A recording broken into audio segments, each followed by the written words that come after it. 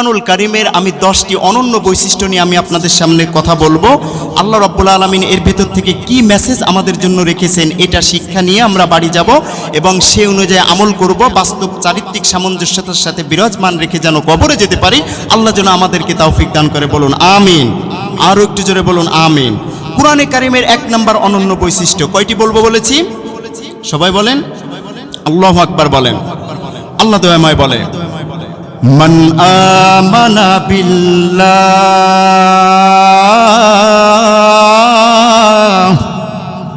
আল্লাহু আকবার বলেন, মান আমানা বিল্লাহ।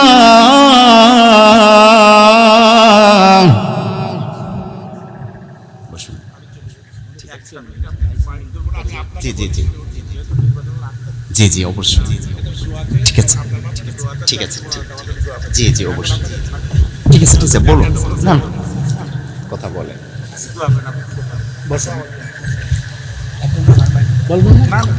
আমি কথা বলতে আসি, উনি ওনাকে দোয়া চাইছে, ওনার মাঠে প্রধান বক্তা বসায় রেখে আমি বলতে দিই। আচ্ছা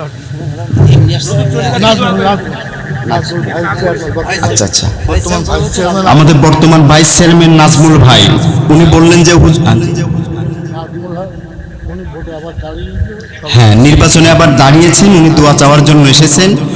আমাদের উচিত ছিল ওনাকে 5 মিনিট কথা বলার জন্য, তো উনি বলল যে হুজুর যেহেতু কথা শুরু করেছে আমি এখন কথা বলবো না, আমি দোয়া নিয়ে বিদায় হব। আল্লাহ তাআলা ভাইকে ওমর রাদিয়াল্লাহু আনহুর মতো কবুল করুন, বলুন আমিন। আল্লাহ ওনার সকল প্রচেষ্টা আল্লাহ ইবাদত হিসেবে কবুল করুন, আরো একবার বলুন আমিন। তো কোরআনে কারীমের কয়টি অনন্য বৈশিষ্ট্য বলবো বলেছি? 10টি। চলুন 1 নাম্বার, ভূমিকাতে কথা লম্বা করব না কারণ অল্প সময় কথা বলবো। আল্লাহ রাব্বুল আলামিন বলেন, ইন্না নাহনু নাযালনা যিকরা ওয়া ইন্না লাহু লাহাফিজুন। কুরআন নাজিল করেছে আমি আল্লাহর, সংরক্ষণের দায়িত্ব নিয়েছেন কে? তাহলে 1 নাম্বার অনন্য বৈশিষ্ট্য 10টি বলবো। 10টি বলতে হয়তো 1 ঘন্টা 30 মিনিট সময় লাগবে, আমরা ব্যয় করতে পারবো তো ইনশাআল্লাহ? আচ্ছা সবাই বসুন, একটু ধৈর্য সহকারে বসুন। 1 number, Quran is the only book that has been read in the world. কুরআনে কারীমের 1 নাম্বার অনন্য বৈশিষ্ট্য, দয়াময় আল্লাহ তাআলা বলেন যে কুরআনুল কারীম আমি নাজিল করেছি পৃথিবীর মানচিত্রে সবচাইতে বেশি তেলাওয়াত হয়েছে বা হয় একমাত্র কোরআন, সেটা হচ্ছে আল্লাহ প্রদত্ত কোরআন। বলুন সুবহানাল্লাহ। তাহলে সবচাইতে বেশি তেলাওয়াত হয়, প্রতিনিয়ত তেলাওয়াত হয়। এজন্য মুহাদ্দিসিন ইকরাম একমত যে কুরআনুল কারীমের মাদ্দা হচ্ছে 2টা, একটা হচ্ছে করনুন আর একটা হচ্ছে করউন। হামজা থেকে যদি আপনি মাদ্দা নেন এর অর্থ হয় অধিক পঠিত। তার মানে পৃথিবীর মানচিত্রে সবচাইতে বেশি তেলাওয়াত হয়েছে একটা বই, তার নাম হচ্ছে কোরআন। বলুন সুবহানাল্লাহ। কিভাবে? মহাকাশ বিজ্ঞানীরা বলেছেন যে পৃথিবীটা ঘূর্ণয়নের ফলে রাত এবং দিন হয়, একটা হয় আহ্নিক গতি, একটা বার্ষিক গতি। এই গতির ফলে সময়ের একটা ব্যবধান আছে না নাই? এখানে রাত এখন বাজে 11টা 15। আপনাদের রিলেটিভ যারা ইউনাইটেড স্টেটস অফ আমেরিকা এখানে যারা আছে তাদের মাধ্যমে আপনারা জানবেন যে এখন সেখানে সময় হচ্ছে রাত 11টা 15, দিন 11টা 15, ঠিক কিনা বলেন? আবার বাংলাদেশেও দেখবেন এক জেলার থেকে অন্য জেলা সময়ের একটা সামান্য ব্যবধান আছে না নাই? এটা তো রমজানেই আমরা বুঝতে পেরেছি কিছুদিন পূর্বে। এর মাধ্যমে সময়ের একটা ব্যবধান হয়। তো এ কারণেই বিজ্ঞানীরা বলতে বাধ্য হয়েছে, তারা একমত হতে বাধ্য হয়েছে পৃথিবীর মানচিত্রে প্রতিটি মুহূর্তে, প্রত্যেকটি সময়ে, প্রতিটি মুহূর্তে এমন কোনো জায়গায় বাকি নাই যে কুরআনুল কারীম তেলাওয়াত হয় না এবং আজান হয় না। সুবহানাল্লাহ বলেন। আর এই আজান যখন মুয়াজ্জিন দেয় এরপর মুসাল্লিরা কোথায় যায়? কথা বলেন। মসজিদে। মসজিদে গেলে ইমাম সাহেব কি তেলাওয়াত করে? সবাই বলেন আলহামদুলিল্লাহি রাব্বিল আলামিন।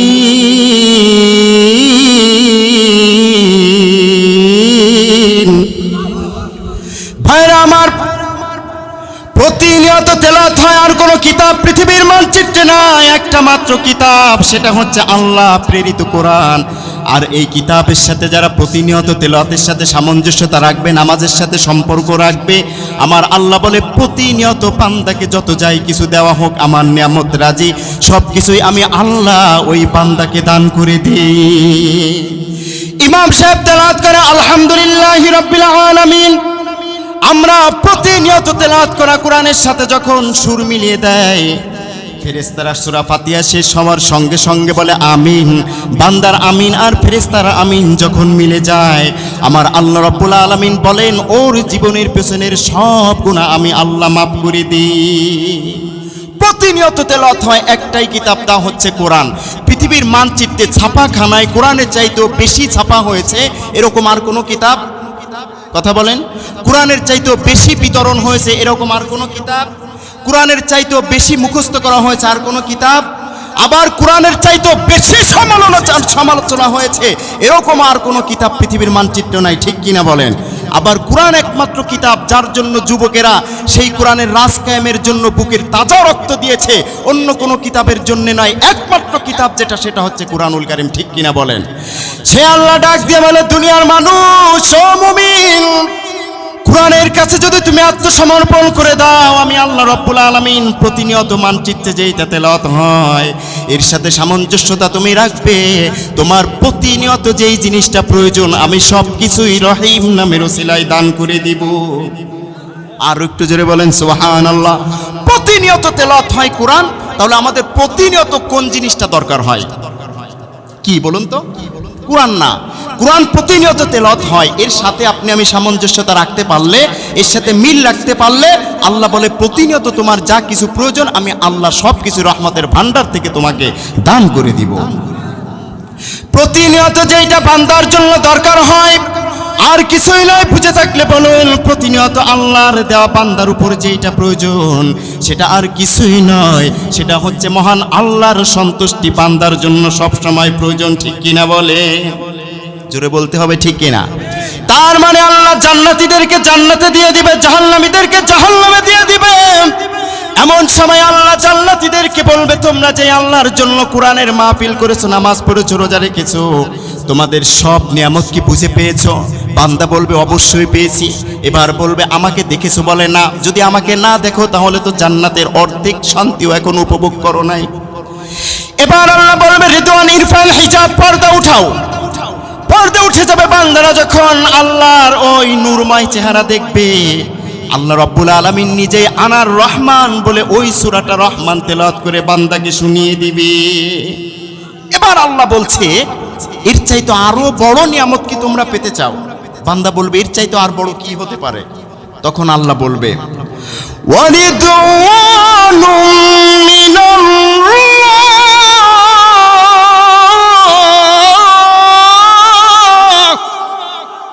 আল্লাহ বলবে জান্নাতীরা জান্নাতে চলে যাবে, ওই জান্নাতীদের ভেতরে সব চাইতে বড় যেই পুরস্কারটি সেটি হচ্ছে আমি আল্লাহ রাব্বুল আলামিন জান্নাতীদের উপরে আর কোনোদিন অসন্তুষ্ট হব না। বলুন সুবহানাল্লাহ।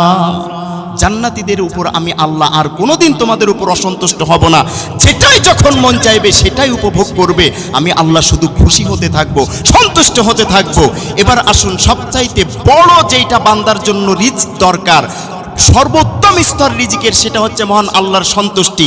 এই জান্নাতীরা আল্লাহর সন্তুষ্টি পাবে, আর ওই সন্তুষ্টিটা জান্নাতে গিয়ে যদি আপনি অর্জন করতে চান, ওই সন্তুষ্টি দুনিয়ার থেকে অর্জন করে নিয়ে যেতে হবে, ঠিক কিনা? কথা বোঝেন নাই? তাহলে প্রতিনিয়ত আমাদের কোন জিনিসটি প্রয়োজন সবচাইতে বেশি? মহান আল্লাহর সন্তুষ্টি। আর কি প্রয়োজন? রিজিকের পরিপূর্ণ স্তর হচ্ছে মহান আল্লাহর সন্তুষ্টি।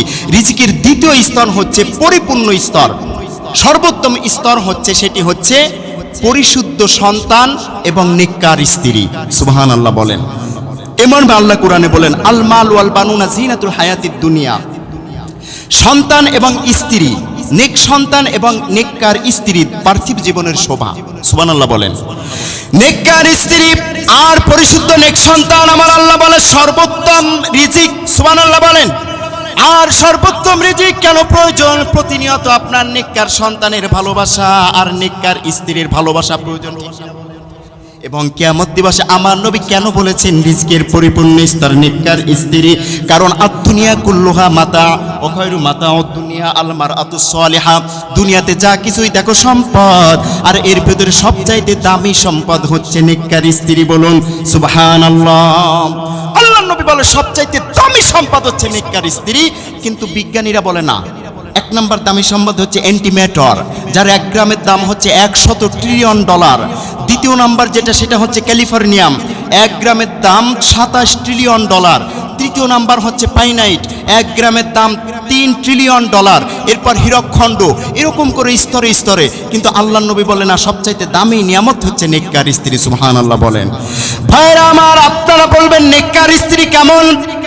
আল্লাহর নবী যেহেতু বলেছেন, অবশ্যই আল্লাহর নবীর কথার একটা মর্মার্থ আছে। জান্নাতীরা জান্নাতে, জাহান্নামীরা জাহান্নামে। আল্লাহ না করুন আমি আব্দুল্লাহ আল মামুন, আব্দুর রহিম, আব্দুল করিম হয়তো জাহান্নামী কোনো কবিরা গুনাহের কারণে হতে পারে কি পারে না? হতে পারে। আল্লাহ না করুন আমি আব্দুল্লাহ আল মামুন, আপনি আব্দুর রহিম, আব্দুল করিম জাহান্নামী, স্ত্রী জান্নাতে। জান্নাতে গিয়ে যখন নাজ নিয়ামত সব কিছু উপভোগ করবে, আল্লাহকে বলবে মালিক। মানুষ দেখবেন যখন বেশি আনন্দে থাকে ভালোবাসার মানুষের কথা মনে হয়, যখন বেশি কষ্টে থাকে তখনও ভালোবাসার মানুষের কথা মনে হয়, ঠিক না ভাই? কথা বলে না। আল্লাহর কাছে ডাক দিয়ে বলবে মালিক আমার কাছে শূন্যতা শূন্যতা কেন লাগে? কারণ একটা গান যুবকেরা গায়, দেখবেন বড় শূন্য শূন্য লাগে তোমার কারণে, ঠিক না ভাই? এবার আল্লাহ বলবে কি চাও? বান্দি ডাক দিয়ে বলবে আমার স্বামী কোথায়? ও মালিক, আল্লাহ বলবে এই কবিরা গুনাহের কারণে জাহান্নামী হয়েছে। এবার আল্লাহকে ডাক দিয়ে বলবে ও দামায় আল্লাহ, আচ্ছা ঠিক আছে, আসুন উপরে আসুন। আচ্ছা ঠিক আছে, আচ্ছা ঠিক আছে, তো উপরে আসেন কিছুক্ষণ। আচ্ছা ঠিক আছে, অবশ্যই অবশ্যই দোয়া অবশ্যই হবে, অবশ্যই দোয়া হবে। আল্লাহ ডাক দিয়ে বলবে কি চাও? বলে আমার স্বামী কোথায় রে আল্লাহ? আল্লাহ বলবে জাহান্নামী হয়েছে। এবার বলবে ও আরশের মালিক আমার স্বামীকে আমি চাই, নইলে আমি তোমার জান্নাতের নাজ নিয়ামত চাই না। এবার চিৎকার করতে করতে জাহান্নামে চলে যাবে। এবার গিয়ে স্বামীর সাথে সাক্ষাৎ ঘটিয়ে দিবেন কে? অপর এমন অবস্থায় আল্লাহকে বলবে আল্লাহ তাকে মাফ করে দাও। কোন বর্ণনায় কোমর পর্যন্ত, গলা পর্যন্ত, বুক পর্যন্ত জাহান্নামের আগুন ধেয়ে গেছে। এমন সময় আল্লাহ বলবে না, সে এই কবিরা গুনাহের কারণে তাকে উঠানো যাবে না। এবার স্ত্রী বলবে যে আল্লাহ তুমি না কোরআনে বলেছো ওয়ালাকুম ফিহা মা তাশতাকি আনফুসুকুম ওয়ালাকুম ফিহা মা, জান্নাতে যে একবার ঢুকবে ওর সকল কামনা বাসনা যেটাই চিন্তা করবে পূর্ণতা করবেন কে? ওয়াদা দিয়েছেন কোথায়? কোরআনে। এবার বান্দি বলবে হয় তোমার আয়াত বাদ দাও, আর নয় আমার দোয়াকে কবুল করে নাও। আল্লাহ মুস্কি মুস্কি হাসবেন আর বলবেন বান্দি আমার রাসূল বলেছে অখয়রু মাতা দুনিয়া আলমারাতুস সালিহা, সবচাইতে দামি সম্পদ হচ্ছে নেককার স্ত্রী, সবচাইতে দামি নিয়ামত, পার্থিব জীবনের শোভা দামি নিয়ামত। এজন্য আমি তোমার নিয়ামত স্ত্রীর ওসিলা করে তোমার স্বামীর জন্য এরকম একটা জান্নাত নয়, এরকম 10টা জান্নাত আমি আল্লাহ তোমার স্বামীকে দান করে দিলাম। অখয়রু মাতা দুনিয়া আলমারাতুস সালিহা, সবচাইতে দামি সম্পদ নেককার স্ত্রী, পরিশুদ্ধ নেক সন্তান। তৃতীয় নাম্বার যেটা সব সময় আমাদের দরকার হয়, শুনবেন না চলে যাবেন, বলবো কষ্ট হচ্ছে না তো? তৃতীয় নাম্বারে যেটা সব সময় দরকার হয় সেটি হচ্ছে শারীরিক এবং মানসিক সুস্থতা, ঠিক কিনা বলেন? শারীরিক মানসিক সুস্থতা, এই দুইটা না থাকলে আপনি কোনো কিছুতেই মজা পাবেন না, এমনকি ইবাদতেও মনোযোগ সম্পূর্ণ দিতে পারবেন না, ঠিক কিনা? আমার আল্লাহ সে কথাও কোরআনে বলেছেন, যদি চারিত্রিক সামঞ্জস্যতা প্রতিনিয়ত তেলাওয়াত করা কোরআনের সাথে তুমি মিল রেখে চলতে পারো, আমি আল্লাহ তোমার শারীরিক মানসিক সব সুস্থতা আমি কোরআনের ভেতরে দিয়েছি। ওয়ানুনাজ্জিলু মিনাল কুরআনি মা হুয়া শিফাউন ওয়া রাহমাতুল লিল মুমিনিন, শরীর এবং রূহের সকল রোগের আরোগ্য নিরাময় ওষুধ হিসেবে আমি কোরআনুল কারীম নাজিল করেছি। আপনারা বলবেন রূহের সকল রোগ কোরআন দূর করে দেয়, শারীরিক রোগ কিভাবে সুস্থ করে? আছে না? শারীরিক রোগ কোথায় যায়, কিভাবে যায়? করোনা নামক একটা মহামারী আমাদের মানচিত্রে এসেছিল কি আসে নাই? কথা বলেন। এবার বলুন তো বুকে হাত দিয়ে যে এই করোনার আমাদের বাইরে পশ্চিমা বিশ্বে যেমন যুক্তরাষ্ট্র, যুক্তরাজ্য, কেনিয়া, কানাডা, চীন, জাপান, এদের মেডিকেল সায়েন্স আমাদের চাইতে উন্নত নাকি আমাদের মেডিকেল সায়েন্স উন্নত? তাদের চিকিৎসা ব্যবস্থা আমাদের চাইতে অনেক উন্নত। এবার বুকে হাত দিয়ে বলুন তাদের করোনা আক্রান্ত হয়ে তারা বেশি মরেছে নাকি বাঙালিরা বেশি মরেছে? তারাই বেশি মরেছে। এবার আসুন, যারা মাস্ক পরেছে, গ্লাভস পরেছে, অনেক কিছু করোনার থেকে মুক্তি পাওয়ার জন্য এমনও বলেছে আমরা করোনার সাথে মোকাবেলা করব, করোনার চাইতে আমরা শক্তিশালী। একদল ছিল না সিঙ্গাপুর পর্যন্ত যা হা করে উপর দিকে তাকিয়ে আছে, সুস্থ ট্রিটমেন্ট কিন্তু কোথাও মিলে নাই, ঠিক কিনা বলেন? কিন্তু করোনার ভেতরে যারা চাপে মরেছে, জাপানের ওয়াটার সায়েন্টিফিক সবচাইতে বড় প্রাণী বিজ্ঞানী খ্রিস্টান, ওনাকে জিজ্ঞাসা করা হয়েছে আপনি কেন ইসলাম গ্রহণ করলেন? এবার বলে আমি এই কারণে ইসলাম গ্রহণ করেছি, তার কারণ হচ্ছে আমি দেখেছি যেখানে কোরআন তেলাওয়াত হয় ওই কোরআন তেলাওয়াতকারী ব্যক্তির চতুর্দিক দিয়ে নূরের একটা আভা বৃত্তের মতো তাকে গ্রাহ্য করে রাখে, তাকে ঘিরে রাখে। বাহির থেকে কোনো জার্ম ওর ভেতর দিয়ে প্রবেশ করতেও পারে না, বাহির হতেও পারে না। সুবহানাল্লাহ বলেন। তার মানে কোরআনের মাহফিলে আমরা বসে আছি, চতুর্দিকে ফেরেশতারা নূরের আভা নিয়ে দাঁড়িয়ে আছে। সুবহানাল্লাহ। এর থেকে কোনো জার্ম প্রবেশ করতে পারে না, বেরোতেও পারে না। এবার বাস্তবে আসেন, হেফজোখানায় এক একটা ছেলে এক মশারির ভিতরে 3-4টা করে ঘুমাইছিল। করোনার সময় ঘুমাইছিল। এরপর মাস্ক একটা কিন্তু ঠিক ওই পকেটে রাখতো, কিন্তু করোনার ভয়ে না, পুলিশের ভয়ে। রাস্তায় বেরোতো, যেই দেখতো পুলিশ সাথে সাথে এইভাবে লাগিয়ে ফেলতো। ইমাম, মুয়াজ্জিন, হাজী সাহেব, গাজী সাহেব, মুহতামিম, মুতামিম সবাই কিন্তু পুলিশের ভয়ে মাস্ক পরেছে, করোনার ভয়ে কেউ মাস্ক পরে নাই। ঠিক কিনা বলেন? এরপরে বলো, এই যে 4-5 জন একই খেতার ভেতরে ঘুমাইছে, এর একটা হেফজোখানার একজন শিক্ষক বা একজন মুয়াজ্জিন বা একজন ইমাম অথবা হেফজোখানার একটা ছাত্র করোনা আক্রান্ত হয়ে মরেছে? একটা রেকর্ড আছে। ঠিক একই কথা ওয়াটার সায়েন্টিফিক উনি বলেন, আমি দেখতে পাওয়ার কারণে বুঝতে পেরেছি আল্লাহ 1400 বছর আগে একই কথা বলেছে, ওয়ানুনাজ্জিলু মিনাল কুরআন। আমার বুঝতে বাকি নাই, মুহাম্মদ এই কথা বলে নাই, এটা আল্লাহ প্রদত্ত কোরআন, মানব রচিত হতে পারে না। There is no other Lord except Allah। ওই আল্লাহ ব্যতীত আমি আর কারো কাছে আত্মসমর্পণ করলাম না। লা ইলাহা ইল্লাল্লাহ মুহাম্মাদুর রাসূলুল্লাহ। আপনারা বলেন সুবহানাল্লাহ। আমার আল্লাহ সে কথাই বলেছেন, রূহ এবং শারীরিক সকল রোগের ওষুধ আল্লাহ কিসে দিয়েছেন? এই শারীরিক এবং রূহের সকল সেবা 24টি ঘন্টা আমাদের প্রয়োজন আছে না নাই? আমার আল্লাহ বলে তুমি নামাজের সাথে কোরআনের সাথে এক থাকো, আমি সব অভাব দূর করে দিব। বাকি আছে আরেকটা, বলবো না, চলে যাব সামনে, বলবো তো, কষ্ট হচ্ছে না তো?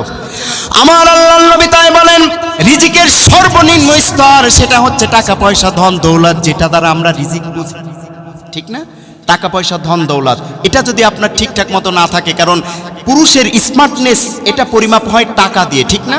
আপনি যখন অভাবে পড়বেন অথবা পারিবারিক দিক দিয়ে যখন আপনি পূর্ণতা পাবেন না, আর্থিক সংকটে পড়বেন, দেখবেন চিন্তায় চিন্তায় অর্ধেক বয়স থাকতেই চুল পেকে যায়। আবার ওই ব্যক্তির যদিও নির্দিষ্ট হায়াতে আমরা মারা যাই, তবুও তার ব্যবহারের কারণে, তার শারীরিক শূন্যতার কারণে হায়াত অনেক সময় নষ্ট হয়ে যায়। ঠিক কিনা বলেন? এই শারীরিক মানসিক সুস্থতার পরেই আমাদের দরকার রিস্ক, অর্থাৎ সর্বনিম্ন স্তর, এটা আমাদের দরকার। আমার আল্লাহ বলে কোরআন তেলাওয়াত করবে, কোরআনের সাথে সামঞ্জস্যতা বিরাজমান রাখবে, কোন জায়গা থেকে আমি তোমার কাছে রিস্ক পাঠিয়ে দিব এটা তুমি কোনোদিন কল্পনাও করো নাই। সুবহানাল্লাহ বলেন। আমার আল্লাহ সে কথাই বলেছেন, কোরআনের প্রথম নাম্বার সবচাইতে বড় অনন্য বৈশিষ্ট্য সেটি হচ্ছে Quran is the only book that brings people that has been read in the world. পৃথিবীর মানচিত্রে একটাই কিতাব সবচাইতে বেশি তেলাওয়াত হয়, আর কিছুই নয়, সেটা হচ্ছে আল্লাহর পাঠানো কোরআনুল কারীম। বলুন সুবহানাল্লাহ। তাহলে কয়টা শুনলেন? একটা। কই 5টা?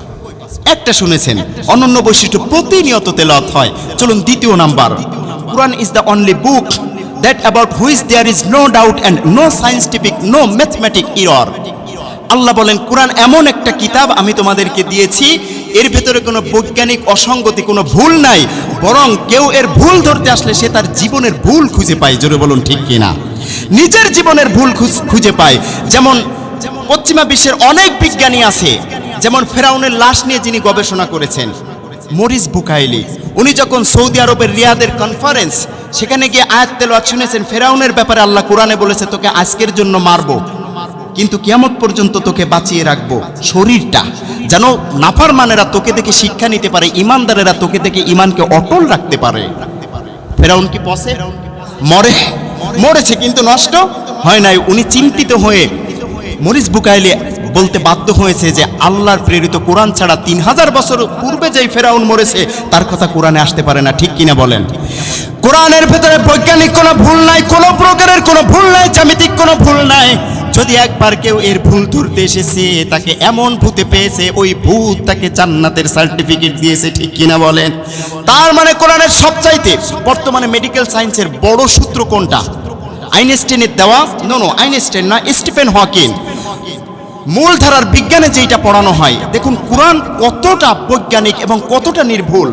1997 সালে স্টিফেন হকিং তার a brief history of time এই বইয়ের ভেতরে বলেছেন, এই পৃথিবী আসমান জমিন সৃষ্টি হয়েছে কিভাবে। উনি একটা তথ্য দিয়েছেন, সৃষ্টির পূর্বে সবকিছু ওতপ্রোতভাবে মিশেছিল।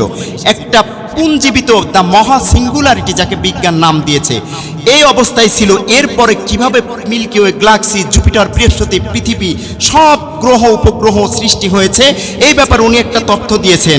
সেটা do not the unbeliever see that the heavens and the earth were joint together before we clove them asunder we made from water every living thing you will they not then believe. বলুন সুবহানাল্লাহ। সব ওতপ্রোতভাবে মিশেছিল। এরপর একটা মহা বিস্ফোরণের মাধ্যমে এক একটা করে সৃষ্টি হয়েছে। সৃষ্টি করেছেন কে? একই কথা আল্লাহ 1400 বছর আগে বলেছেন সূরা আম্বিয়া 30 নম্বর আয়াতে, আওয়ালাম ইয়ারাল্লাযীনা কাফারু আন্নাস সামাওয়াতি ওয়াল আরদা কানাতা রাতকান ফাফাতাকনাহুমা। কাফিরেরা কি দেখে না আসমান জমিন ওতপ্রোতভাবে মিশেছিল? আমি আল্লাহ রাব্বুল আলামিন কোন নামক বিস্ফোরণের মাধ্যমে সব কিছুই সৃষ্টি করে দিয়েছি। এরপরে আমি বলেছিলাম নো ম্যাথমেটিক এরর, গাণিতিক কোনো ভুল নাই। পৃথিবীর কত অংশ পানি, কত অংশ স্থল, জলভাগ, এটাও কিন্তু বিজ্ঞান কিছুদিন পূর্বে বলেছে, কোরআন বলেছে 1400 বছর আগে। সুবহানাল্লাহ বলেন, আরো একটু জোরে বলেন সুবহানাল্লাহ। চলুন গণিত নিয়ে কিছু কথা বলা যাক, যে আল্লাহ কেন বললেন যে কোনো ভুল নাই, কোনো সংকোচ আমার কোরআনের ভিতরে নাই, সন্দেহমুক্ত প্রক্রিয়ায় আমি কোরআন নাজিল করেছি। চলুন একটু বোঝার চেষ্টা করি। কোরআনের ভিতরে স্থল, মাটি, এই শব্দটি আসছে কয়বার বলুন তো? 13 বার। কয়বার? জল, নাহার বা সমুদ্র, এই শব্দটি এসেছে 32 বার। কয়বার? গভীর মনোযোগ দিবেন, গাণিতিক ব্যাখ্যাটা বুঝতে একটু কষ্ট হবে। 13 যোগ 32 কত হলো? 45। কত? 45। এবার আসুন, স্থল 13 বার, 13 ভাগ 45% ইকুয়াল কত পাবেন জানেন? কত? 28.88। সুবহানাল্লাহ বলেন। এবার পানি বা নাহার বা সমুদ্র, এই শব্দটি কোরআনে আসছে 32 বার। ওই দুইটার যোগফল 45, তাহলে 32 ভাগ 45 ইকুয়াল পার্সেন্ট, এরপর ইকুয়াল সমান সমানে পাবেন 71.11%। সুবহানাল্লাহ বলেন। তার মানে কিছুদিন পূর্বেই পদার্থবিজ্ঞানীরা এটা বলতে বাধ্য হয়েছে, পৃথিবীর স্থল হচ্ছে 28.88 ভাগ আর জলভাগ হচ্ছে 71.11 ভাগ, যেটা কোরআনে বলেছে 1400 বছর আগে নিখুঁতভাবে। যারাই এটা বিশ্লেষণ করেছে মুসলমান হতে বাধ্য হয়েছে। সুবহানাল্লাহ বলেন। দ্বিতীয় নাম্বার আল্লাহ বৈশিষ্ট্য বলতেছি, no mathematic error, no scientific error. দ্বিতীয় নাম্বার যে সূত্রটি, এমব্রিওলজি, ভ্রূণ তত্ত্ব। একটু মনোযোগ দেন, দেখি বোঝার চেষ্টা করেন, বুঝি কিনা, একটু কঠিন হতে পারে। বিজ্ঞানীরা বলেছে, প্রফেসর কিতমুর আপনি কেন মুসলমান হয়েছেন? বলে কোরআনে মানব সৃষ্টির ভ্রূণ তত্ত্বের এই যে 7টি স্তর, এই স্তর সম্পর্কে আমি 2-4টাও আমি কোনোদিন বর্ণনা দিতে পারি নাই, যদিও আমি সবচাইতে বড় ভ্রূণ তত্ত্ববিদ। কিন্তু আরবের সকল ছাত্ররা যখন এই কোরআনের ভ্রূণ তত্ত্বের আয়াতগুলি আমাকে শুনিয়েছে, আমি বুঝতে বাধ্য হয়েছি কোরআন মানব রচিত হতে পারে না, আল্লাহ প্রদত্ত। বলুন সুবহানাল্লাহ। উনি বলেছে 7টি স্তর, ল্যাবের মাধ্যমে পরীক্ষা করেছে। প্রথমটা হচ্ছে মাটি। আমি গভীর ব্যাখ্যায় যাব না, এক একটু করে সবকিছুই বলবো। সূরা মুমিনুনের 12 থেকে 15 নম্বর আয়াত, 14 নম্বর আয়াত পর্যন্ত ব্যাখ্যা পাবেন। ওয়ালাকাদ খালাকনাল ইনসানা মিন সুলালাতিন মিন তিন। তো উনি যেটা বলেছে ওইটা আগে একটু আমরা ব্যাখ্যা করে আসি। কয়টি স্তরের কথা বলেছে? 7টি। সবাই বলেন কয়টি? 7টি। উনি যেটা বলে, verily we created man from a product of wet earth, then placed him as a drop in a cephalodin, then fashioned with a drop a clot, then fashioned with a clot a little lamb bones, and then produced it as another creation. So blessed be Allah, the best of creators. বলুন সুবহানাল্লাহ। উনি বলেছে প্রথম স্তরটি মাটি, এরপর নুতফা, তারপর নুতফাতিন, আলাকা, তারপর মুদগা, তারপর ইজামা, তারপর লাহাম, তারপর পূর্ণাকৃতি অথবা অপূর্ণাঙ্গাকৃতি। এইভাবে 7টি স্তরে আল্লাহ মানব ভ্রূণ তথ্য সৃষ্টি করেছে মাতৃগর্ভে। আল্লাহ কোরআনে বলেছে 1400 বছর আগে ঠিক এই 7টি স্তরের কথা। জোরে বলুন সুবহানাল্লাহ। উনি বলেন এই 7টি স্তর অতিক্রম করতে তার 3টি অন্ধকার গহ্বর, অন্ধকার প্রাচীর অতিক্রম করতে হয়েছে। কয়টি? 3টি। কে বলেছে? প্রফেসর কিতমুর, সবচাইতে বড় প্রাণী বিজ্ঞানী।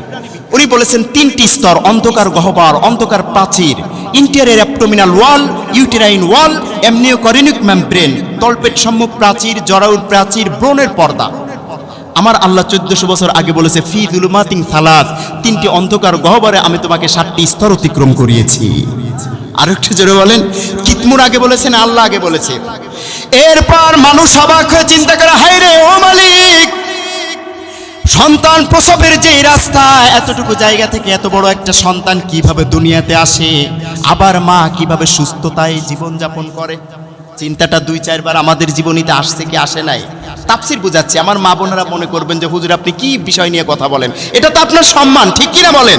আসমান নিচে জমিনের উপরে একজন গর্ভবতী মায়ের যে সম্মান, অন্য কোনো মাখলুকাতের সেই সম্মান আল্লাহ দান করে নাই, বলুন সুবহানাল্লাহ। এজন্য মা বোনদেরকে কোরআন শিক্ষার সুযোগ করে দিবেন, তাফসীর মাহফিলে নিয়ে আসবেন। ওদের এই যে ছোট্ট প্যাট, এটা হচ্ছে খনির মতো, যদি আপনি কোরআন দিয়ে যত্ন নিতে পারেন এবং Zee Bangla, Star Jalsha channel, dish line, wifi লাইনগুলি যদি কেটে দিতে পারেন, এই পেট দিয়ে আব্দুল কাদের জিলানির মতো ওলি বের হবে, ঠিক কিনা বলেন? এই পেট দিয়ে আল্লামা শফির মতো শাইখুল হাদিস বেরোবে, এই পেট দিয়ে ভালো ভালো মুফাসসির বেরোবে, এই পেট দিয়ে আল্লামা সাঈদের মতো মুফাসসিরে কোরআন বেরোবে, ঠিক কিনা? আর যদি আপনি কোরআনের বাইরে অন্য কিছু দিয়ে যত্ন নেন, এখান থেকে বেরোবে বড় বড় টেন্ডারবাজ আর চাঁদাবাজ বেরোবে, ঠিক কিনা বলেন? যারা দেশের টাকা বাইরে পাচার করে দেয়, যারা জনগণের টাকা মেরে খায়, যারা ভোট চুরি করে ক্ষমতায় যায়, ঠিক কিনা বলেন? এজন্য হাতে তালি দেয়। একটু পরে, মানে আমি গরম হব আর একটু পরে, আগে একটু বিশ্লেষণটা বুঝাতে দেন, ঠিক কিনা? ওগুলাও আছে, ওইগুলাও আছে। বাজে হুজুর মনে হয় আজকে মনে হয় একেবারে ঘুমায় ঘুমায় কথা বলছে, আমাকে একটু বুঝাতে দেন, যেটা আমি বোঝানোর উদ্দেশ্যে এসেছি। আস্তে আস্তে গরমও করব, মাতাবো, গজলও গাইবো, সব কিছু হবে ইনশাল্লাহ, ঠিক আছে তো? আচ্ছা, তো যে কথা বলতেছিলাম, কয়টি স্তর অতিক্রম করতে হয়? 3টি। মানুষ অবাক হয়ে চিন্তা করে যে কিভাবে সন্তান বাহির হয়, এই চিন্তা এসেছে না? কথা বলেন। প্রফেসর কিতমুর বলেছেন, ওভারি প্লেসেন্টা থেকে একটা রস মিশ্রিত হয়, যেটা পেলভিক জয়েন্টের লিগামেন্টকে ঢিলা করে দেয় আর সার্ভিক্সকে নরম করে। তখন ইউটেরাইন কন্ট্রাকশনের ফলে সেখানে যে রস মিশ্রিত হয়, তাতে করে পট্টি পিচ্ছিল হয়ে যায় আর মানব সন্তান বিভিন্নভাবে নড়াচড়া করতে থাকে, আর এ কারণে পেলভিক জয়েন্ট থেকে আস্তে করে দুনিয়াতে বেরিয়ে আসে। সকালে প্রসব করবে মা একটা সন্তান, 2 ঘন্টা পরেই সুস্থ হয়ে যায়। এবার দেখুন, যারা গ্রামাটিক্যাল জ্ঞান রাখেন, টেন্স অথবা কালেমা আমরা বলি, এই সম্পর্কে যারা, যেমন বাক্যের অন্তর্গত প্রত্যেকটি অর্থবোধক শব্দকে কালেমা বা পদ বলে, আপনারা বলেন পার্ট অফ স্পিচ, ঠিক আছে না? একটু গভীর মনোযোগ দেন। ওভারি প্লেসেন্টা থেকে একটা রস মিশ্রিত হয়, এই হওয়ার পেছনে কর্তা আছে না নাই? বাবাজি পানির বোতলটা এখানে এনে দিল, পানির বোতলটা আনা, এটা হচ্ছে ক্রিয়া, এনে দিয়েছে, উনি হচ্ছে কর্তা। কথা বোঝেন নাই? হয় যাই খাই হয়েছে, এর পেছনে কর্তা লাগে না? কথা বলে না। তাহলে ওভারি প্লেসেন্টা থেকে একটা রস মিশ্রিত হয়, যেটা পেলভিক জয়েন্টের লিগামেন্টকে ঢিলা করে দেয়। এই দেয়, হয়, খায়, করে, এর পেছনে কর্তা আছে না নাই? কিতমুরকে বলা হলো, সেই কর্তাকে স্যার আপনি তো ল্যাবের মাধ্যমে দেখেছেন। উনি উত্তরে বলেন, আমি কিছুই বুঝি না, কোনো কিছুই আমার মাথায় আসে না। আমার মাথায় একটাই জিনিস, যেইটা ছলনা দেয়, যেইটা আমার মাথার ভেতরে প্রবেশ করেছে, সেটা হচ্ছে এই জায়গার পেছনে কর্তা একজন, সে আর কেউ নয়, সে হচ্ছে আল্লাহ, মহান দয়াময় দয়ালু দাতা, বলুন সুবহানাল্লাহ। ঠিক একই কথা আল্লাহ 1400 বছর আগে কোরআনে বলেছেন। ও দুনিয়ার মানুষ, গভীর মনোযোগ দিয়ে বুঝতে হবে। মিন নুতফাতিল খলাকাহু ফাকদ্দারাহু সুম্মাস সাবিলা ইয়াসসারাহু। আল্লাহ বলেন, নুতফা দ্বারা আমি মানুষ সৃষ্টির আবির্ভাব ঘটিয়েছি, এরপর তাকে 7টি স্তর অতিক্রম করিয়ে দুনিয়াতে আসার ওই রাস্তাকে আমি আল্লাহ মাতৃগর্ভে থাকতে সহজ করে দিয়েছি। তাহলে এই ক্রিয়ার পিছনে কর্তাকে আরেকটু আসতে বলেন। এই আওয়াজ দিয়ে কি বাইতুল মাকদাস দখল করা যাবে? কথা বলেন। এই গত শনিবারে রাত্রেও ইরান হামলা করেছে নতুন করে এই ইসরায়েলের উপর।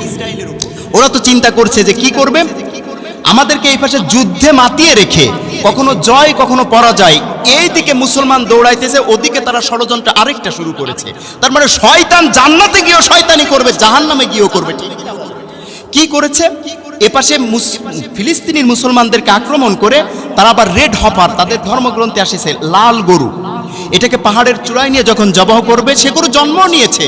তাদের ধারণা তখন তাদের ইহুদি নেতা দাজ্জাল আসবে, সে আসার পূর্বে আরেকটি কাজ তারা সম্পন্ন করবে, একটা মিশন হাতে নিয়েছে। সেটা এই বাইতুল মাকদাসের নিচ দিয়ে সুড়ঙ্গ তৈরি করতে শুরু করেছে। সুড়ঙ্গ তৈরি করে টেকটনিক প্লেটের ভিতরে ফাটল ধরিয়ে কৃত্রিম উপায়ে তারা ওইখানে ভূমিকম্প সৃষ্টি করে বাইতুল মাকদাসকে ধ্বংস করে সেখানে তারা উপাসনালয়, ইবাদতের ঘর তৈরি করবে। নাউজুবিল্লাহ বলেন। কারণ আমরা জানি মাটির উপরিভাগে যেটা থাকে এটাকে বলে ক্রাস্ট। কি বলে? এর তলে কি থাকে? মেন্টল। তারপরে কি কি এরা কথা বলে না কেন? সায়েন্সের ছেলেরা নাই?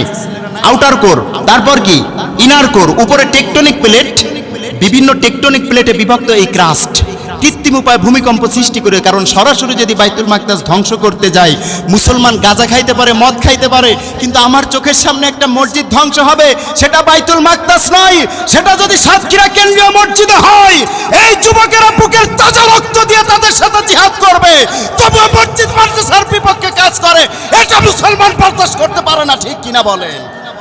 এজন্য তারা বুঝতে পেরেছে সরাসরি আঘাত করা যাবে না, এভাবেই ভূমিকম্প সৃষ্টি করতে হবে। আমরাও বলতে চাই, আমরা একতাবদ্ধ অটোমেটিক হতে আমরা শুরু করেছি। 3টি দেশ ইরানের সাথে হামলা করা শুরু করেছে, অচিরেই সেদিন আসবে যেমন হামাস সৈন্যরা ওখানে হত্যা করেছে। 20 মিনিটে 7,000-এরও বেশি ক্ষেপণাস্ত্র ফেলেছিল, ঠিক না? বিশ্বের মানচিত্রে একটাই দেশ সবচাইতে বেশি সুরক্ষিত, সেটি হচ্ছে ইসরায়েল। ওদের কোনো গ্রেনেড হামলার সময় কোনো রাডার, কোনো ড্রোন এই হামলাকে ডিলেট করতে পারে নাই, ফরম্যাট করতে পারে নাই। কোন সময় যেন তার ইহুদিদের গুহ ভেঙে মুসলমানেরা আক্রমণ করে ওই বড় শয়তানটাকে ইসরায়েল থেকে ফিলিস্তিনে নিয়ে এসেছে, দেখেছেন না খবর? আবারও তারা আক্রমণ করা শুরু করেছে মুসলমানেরা। অবশেষে আমার আল্লাহ রাব্বুল আলামিন সেদিন বেশি দূরে নয়, যেমন গোটা ইসরায়েলকে ঘেরাও করে ইহুদিদেরকে হত্যা করা শুরু করেছে, সেদিন বেশি দূরে নয় গোটা বিশ্বকে ঘেরাও করে ইহুদির বাচ্চাদেরকে এবং তাদের দালালদেরকে মারা হবে। গোটা বিশ্বের নেতৃত্ব আল্লাহ মুসলমানদের হাতে তুলে দিবে, ঠিক কিনা বলেন? আল্লাহ বুঝার তৌফিক দান করুন, বলুন আমিন। আস্তে আস্তে আরো বলবো। তো যে কথা বলতেছিলাম, একটা হচ্ছে এ ব্রিফ হিস্টোরি অফ টাইমের ভেতরে বলা বিগ ব্যাং থিওরি, দ্বিতীয় নাম্বার বললাম এমব্রিওলজি, বাকি আছে আমি বলেছিলাম নো ম্যাথমেটিক এরর, মনে আছে তো? নো ম্যাথমেটিক এরর, গাণিতিক কোনো ভুল নাই। স্তর কয়টি? ব্রোন তথ্য কয়টি স্তর? 7টি। কয়টি অন্ধকার গহ্বর? 3টি। এবার আসুন, হুজুরকে বলেছে ইয়া রাসূলুল্লাহ, আপনার আল্লাহর নসবনামা সম্পর্কে আমাদেরকে একটু জানান। দেখুন কোরআনটা কত নির্ভুল, আপনার আল্লাহর নসবনামা সম্পর্কে একটু জানান। নসবনামা কি? আমি শেখ আব্দুল্লাহ আল মামুন, আব্বুর নাম শেখ তৈবুর রহমান, দাদার নাম আলিমউদ্দিন শেখ, তারপর আর মনে নেই। এটা হচ্ছে আমার নসবনামা। বাবাজির নাম রুহুল আমিন, জিবরিল আলাইহিস সালামের নামে নাম। বাবার নাম নিয়ামউদ্দিন। এটা হচ্ছে উনার নসবনামা, মানে পূর্বপুরুষ থেকে যে একটা সিরিয়াল, ঠিক না? আল্লাহ নবীকে বলা হচ্ছে তোমার আল্লাহর একটা নসবনামা বলো। আসলে আল্লাহর তো কোনো জন্মই হয় নাই, তার কি নসবনামা হতে পারে? এমন তো অবস্থায় এই সূরা ইখলাস তেলাওয়াত করে আল্লাহ নবী শুনিয়েছিলেন, জানেন না? আমার সাথে পড়ুন, কুল হুয়াল্লাহু আহাদ। যে কথা আমি বোঝাচ্ছি গাণিতিক তথ্য, অন্য কোনো বিষয় না। এমন কিছু আলোচনা যা আপনি কখনো শোনেন নাই, সেগুলো আমি বোঝানোর চেষ্টা করি পাবলিক প্লেসে। কুল হুয়াল্লাহু আহাদ, আল্লাহুস সামাদ, লাম ইয়ালিদ ওয়া লাম ইউলাদ ওয়া লাম ইয়াকুল লাহু কুফুয়ান আহাদ, 4টি আয়াত। এর ভেতরে আমি আল্লাহ জন্ম নেই নাই, এই জন্মের ক্ষেত্রে ব্যবহার করা হয়েছে ওয়া ইয়ালিদ, লাম ইয়ালিদ। এই ইয়ালিদ শব্দের পূর্বে সূরার শুরু পর্যন্ত 7টি শব্দ আছে। কয়টি? এই ইয়ালিদের পরের থেকে সূরার শেষ পর্যন্ত আরো 7টি শব্দ আছে। পূর্বেও 7টি, পরেও 7টি। আল্লাহ কি বুঝাচ্ছেন গাণিতিক তথ্যে?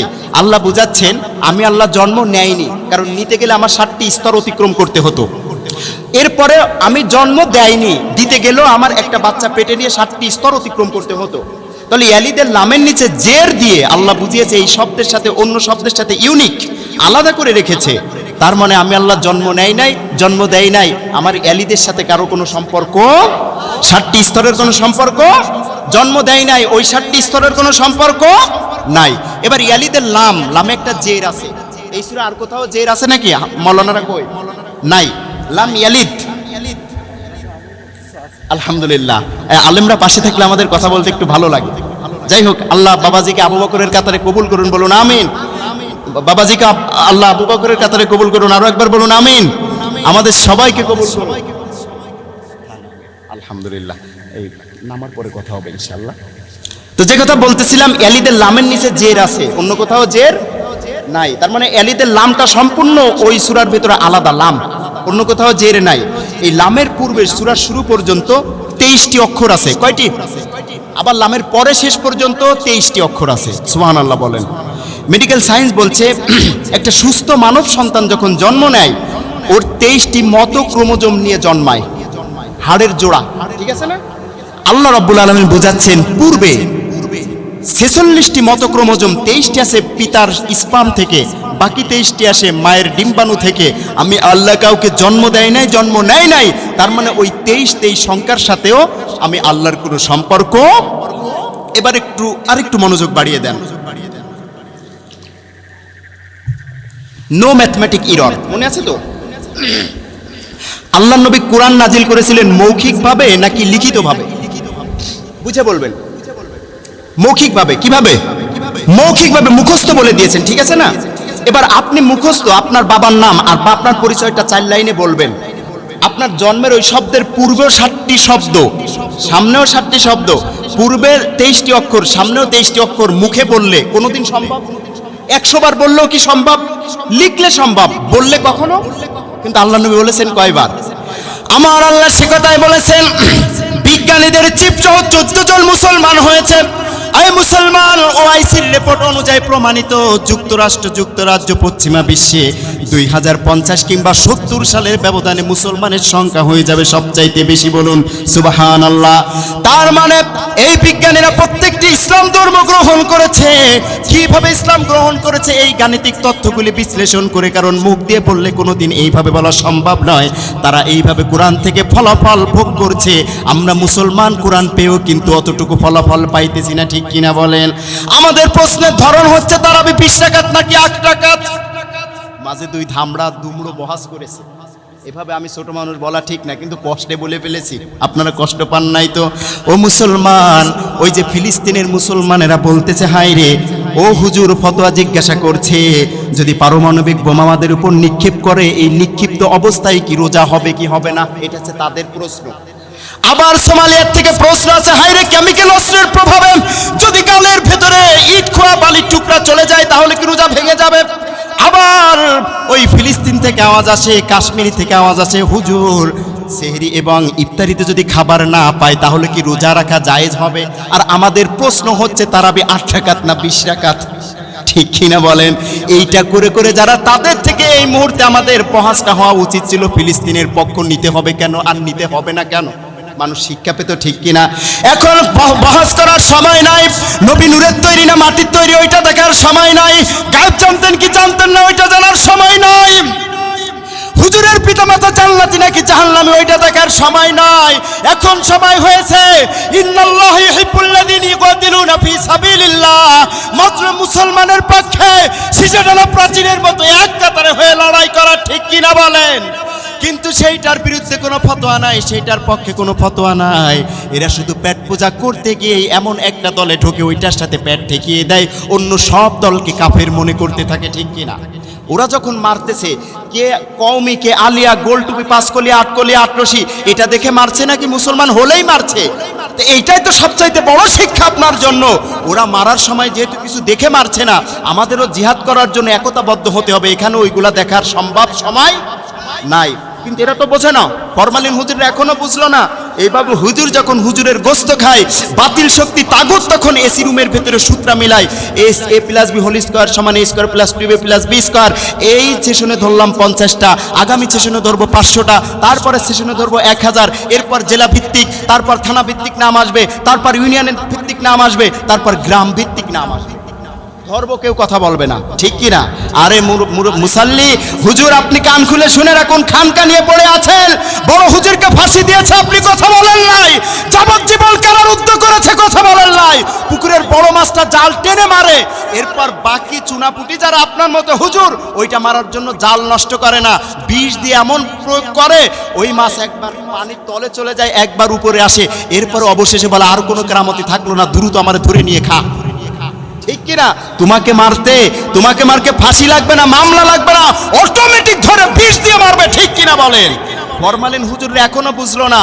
এই মুহূর্তে ফিলিস্তিন থেকে শিক্ষা নিয়ে, ইসরায়েল থেকে শিক্ষা নিয়ে, জিহাদ থেকে শিক্ষা নিয়ে আগামীর পৃথিবীর মানচিত্রে ইসলাম ঠেকানোর জন্য বুকের যদি তাজা রক্ত দিতে হয়, আল্লাহু আকবারের স্লোগানের পক্ষে থাকতে কে কে রাজি আছো? তুই হাত তুলে আল্লাহকে দেখাও।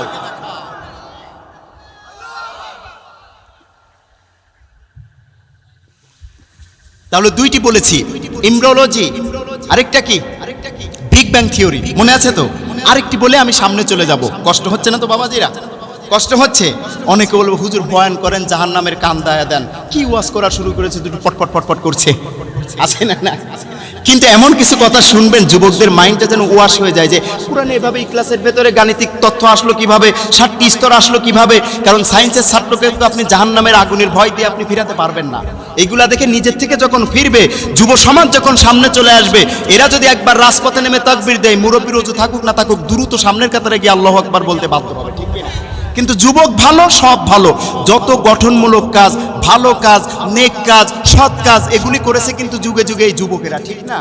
আবার আকাম কুকাম, ইয়াবা, ফেন্সিডিল, ডায়াল, এমনকি কবর থেকে লাশ চুরি করা, এগুলিও কিন্তু করে যুবকেরা, ঠিক না? যুবক ভালো, দেশ ভালো, যুবক খারাপ, দেশ খারাপ। যুবকদের জন্য, যেহেতু আমি নিজেই যদিও একজন মুরব্বী, তবে যুবকদের নিয়ে কথা বলতে চেষ্টা করতেছি, ঠিক আছে তো ইনশাল্লাহ। তৃতীয় নাম্বার, সবচেয়ে জনপ্রিয় সূত্র, গভীর মনোযোগ দিবেন, এটা আমি 2 মিনিটে বলে সামনের কোটেশনে চলে যাব ইনশাআল্লাহ। সেটি হচ্ছে রিলেটিভিটি। কি? সময়, আপেক্ষিক। এই সূত্রটা বর্তমানে সবচেয়ে বেশি জনপ্রিয় বিজ্ঞানের জগতে। আর এই রিলেটিভিটি ব্যাখ্যা করে বিজ্ঞানীরা পর্যন্ত এখনো হাজার হাজার, 8,000-এরও বেশি মানুষ প্রতি বছরে পশ্চিমা বিশ্বে এক একটা রাষ্ট্রের থেকে মুসলমান হচ্ছে, সুবহানাল্লাহ বলেন। সেই সূত্রটা আমাদের জানার দরকার আছে না? ভরকে শক্তিতে রূপান্তরিত করা। আইনস্টাইন বুঝিয়েছে সময় হচ্ছে আপেক্ষিক, এক একটা জায়গায় সময় হচ্ছে এক এক রকম। ব্ল্যাক হোলের ইভেন্ট হরাইজন নামক একটা জায়গা আছে, ওইখানের 1 সেকেন্ড পৃথিবীর 200 বছরেরও বেশি হতে পারে। বুঝেছেন কথা? কোনো গ্রহে, রকেটে যদি আপনি আলোর গতিতে দূরে কোনো গ্রহ নক্ষত্রে একদিন থেকে আসেন, পৃথিবীতে এসে দেখবেন 1000-এরও বেশি বছর হয়ে গেছে। ওইখানের একদিন, এই জায়গার 1000 বছর। ব্ল্যাক হোলের 1 সেকেন্ড পৃথিবীর 200 বছর। আবার আকাশে কোথাও কোথাও আল্লাহ রাব্বুল আলামিন বলছেন আকাশের দরজা। আর বিজ্ঞানীরা বলেছে ওয়ার্ম হোল, ওইখানের একদিন পৃথিবীর 200 বছরের সমান। আল্লাহু আকবার বলেন।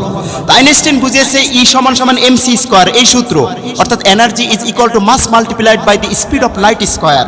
ভরকে শক্তিতে রূপান্তরিত করা, কোন বস্তুর ভরকে আলোর গতির বর্গের সাথে গুণ করলে ওই বস্তুর ভরে কতটুকু শক্তি আছে এটা বোঝা সম্ভব। আর এই সূত্র প্রয়োগ করে বিজ্ঞানীরা পারমাণবিক বোমা, হাইড্রোজেন বোমা আবিষ্কার করেছে, ভরকে শক্তিতে রূপান্তরিত করে। আল্লাহু আকবার বলেন। আবার যেদিন কিয়ামত দিবস শুরু হবে, সেটাও আল্লাহ ভরকে শক্তিতে রূপান্তরিত করে করবেন। আল্লাহু আকবার বলেন। ভাইরা আমার, আইনস্টাইন 2 মাত্রার সময়কে বুঝিয়েছে। কোরআন একটু পরে যায়, তার কাছে সময় একটা হচ্ছে জাগতিক, আরেকটা হচ্ছে পরজাগতিক, মহাজাগতিক। কিন্তু আল্লাহ বলে না, 3টি মাত্রা, একটা হচ্ছে জাগতিক, আরেকটা হচ্ছে জাগতিক, আরেকটা মহাজাগতিক, আরেকটা হচ্ছে পরজাগতিক। এই 3 মাত্রার সময় আল্লাহ কোরআনের ভিতরে বলেছে, সুবহানাল্লাহ বলেন। আইনস্টাইন বুঝিয়েছে সময় হচ্ছে মা বিপ্রাম, মহাশূন্যকে বলা হয় সময়ের 3 মাত্রার ক্ষেত্র, যার রয়েছে দৈর্ঘ্য, প্রস্থ এবং উচ্চতা। সময়ের রয়েছে আরো একটা মাত্রা, যার রয়েছে দিক, অতীত হয়ে বর্তমান হয়ে ভবিষ্যতের দিকে ধাবিত হয়। তো চলুন, আমার এতক্ষণ কথায় আপনারা কি বুঝেছেন যে সময় এক একটা জায়গায় এক এক রকম? এটা বুঝেছেন তো ইনশাআল্লাহ? কথা বলে না, এক এক জায়গায় এক এক রকম। এবার চলুন আল্লাহ কি বলছে। এটা আইনস্টাইন বুঝিয়েছে, energy is equal to mass multiplied by the speed of light square. Einstein বলেছে। এবার আল্লাহ কি বলেছে দেখেন, সূরা সাজদা 5 নম্বর আয়াত, ইউদাব্বিরুল আমরা মিনাস সামাই ইলাল আরদি সুম্মা ইয়ারজু ইলাইহি ফি ইয়াউমিন কানা মিকদারুহু। কেউ বলেন একজন হাফেজ সাহেব, আলফাসিনাতিম মিম্মা তাউদ্দুন। আসমান জমিনের সকল কার্যাবলী ফয়সালা করি আমি আল্লাহ, নিঃসন্দেহে একদিন সমান 1000 বছর। কোন জায়গার একদিন, কোন জায়গার 1000। এখন কোথাকার একদিন, কোথাকার 1000, এটা কিন্তু আল্লাহ আয়াতে বলেন নাই। আরেকবার সুবহানাল্লাহ বলেন। একটু মনোযোগ দিন, এই আলোচনা কোথাও পাবেন না। আর আমার মতো পাগলও কেউ নাই যে রাতের পর রাত না খেয়ে না ঘুমিয়ে, এমনকি এই তাফসীর করেও আমি বাড়িতে গিয়ে 2-1 ঘন্টা তেলাওয়াত করি, এইগুলা নিয়ে আমি গবেষণা করি। একটু মনোযোগ দেন, আল্লাহ কি বলেছে? দুনিয়া, আসমান জমিন নিয়ে কথা বলছে, একদিন সমান 1000 বছর। তাহলে কি এটা বুঝেছেন? একদিন কোথাও কোথাও 1000 বছর। আমার আল্লাহ সূরা হজ্জের 47 নম্বর আয়াতে আবার বলে, ওয়ায়াস্তাজিলুনাকা বিল আযাব। আল্লাহ এর শেষের দিকে আবার বলেছে একদিন সমান 1000 বছর। তার মানে কোরআনে 2 জায়গায় বলেছে একদিন সমান 1000 বছর। আবার সূরা মাআরিজের 4 নম্বর আয়াতে আমার আল্লাহ বলে, তারুজুল মালাইকাতু ওয়ার রূহু ইলাইহি ফি ইয়াউমিন কানা মিকদারুহু 50 আলফা সানা। ফেরেশতা এবং রূহ আল্লাহর দিকে ঊর্ধ্বগামী হয় এমন একদিনে যা 50,000 বছরের সমান। বলুন সুবহানাল্লাহ। তার মানে আজ আমার আল্লাহ একদিন সমান 50,000 বছর, আর দুই জায়গায় বলেছে একদিন সমান 1000 বছর। সুবহানাল্লাহ বলেন। তাহলে আল্লাহর কাছে সময় তিন মাত্রার, জাগতিক, মহাজাগতিক, আরেকটা পরজাগতিক। তাহলে এবার আমরা ধরি সেই রাত কোন রাত, যেই রাতকে আল্লাহ 50,000 বছরের সাথে তুলনা করেছেন। আল্লাহ নবী এবং জিবরিল আলাইহিস সালাম যেদিন উপর দিকে আল্লাহর সান্নিধ্য লাভ করতে গিয়েছিলেন মেরাজের রাত, ঠিক আছে না? মেরাজের রাতকে কেন্দ্র করে আল্লাহ বলেছে এমন একদিনে আমার দিকে রূহ এবং ফেরেশতা জিবরিল আলাইহিস সালাম এবং মুহাম্মদ সাল্লাল্লাহু আলাইহি সাল্লাম এমন একদিনে আমার কাছে আসে, একদিন সমান 50,000 বছর। একদিন সমান 50,000 বছর। এবার চলুন, এবার হচ্ছে আমার মূল ব্যাখ্যাটা, এটা বলেই চলে যাব, কষ্ট হচ্ছে না তো? একদিন সমান 50,000 বছর। আল্লাহ তো কোরআনে 1400 বছর আগেই বলেছে সময় এক এক জায়গায়। তো এবার মনে করেন কিছুটা বীজগণিত প্রমাণ করার মতো, a + b whole square plus a square plus 2ab plus b square, ঠিক আছে না? আরেকটা সূত্র আছে a - b whole square plus 4ab, ঠিক আছে না? এখানে আমরা সূত্র প্রয়োগের মতো ধরি আমাদের একদিন সমান পরজগতের 50,000 বছর। যেহেতু আল্লাহ বলেছে একদিন সমান 50,000 বছর, কোথার একদিন কোথার 50,000 এটা বলেন না, কিন্তু আমরা মনে করি আমাদের একদিন সমান কোন জগৎ? যেই জগতে আমার নবী গিয়েছিলেন, পরকালীন জগৎ, জান্নাত জাহান্নামের জগৎ, হিসাব নিকাশের জগৎ। একটু মনোযোগ দেন। ওই জগতের 50,000 বছর, তো আমরা বের করব আমাদের কতটুকু ক্ষুদ্র সময় 50,000 বছরের জগতের 1 বছর, এটা বের করতেছি। তো ধরুন আমাদের 1 সেকেন্ড সমান ওই জগতের 1 বছর। কষ্ট হচ্ছে না? একদিন সমান 1 সেকেন্ড সমান 1 বছর, কিন্তু আমাদের একদিন হয় 24 ঘন্টায়, অর্থাৎ 86,400 সেকেন্ডে। কিন্তু আল্লাহ কোরআনে বলছে না, মিলল না, 50,000 বছর। তাহলে 86,400 ভাগ 50,000 সমান সমান 1.728 সেকেন্ড। তার মানে 1.5 সেকেন্ডের একটু বেশি সময় ওই জগতের মাত্র 1 বছর। বুঝেছেন তো? তার মানে আমাদের একদিন সমান ওই জগতের 50,000 বছর। সেই সূত্রে আমাদের 1.5 সেকেন্ডের একটু বেশি সময় ওই জগতের 1 বছর। ভাইরা আমার, বুঝে থাকলে বলুন, আল্লাহর নবী দুনিয়াতে এসে মেরাজের রাতে সকালবেলায় সাহাবীদেরকে বলেছিলেন আমি 27 বছর সময় ওইখানে অবস্থান করেছিলাম। কয় বছর? 27 বছর।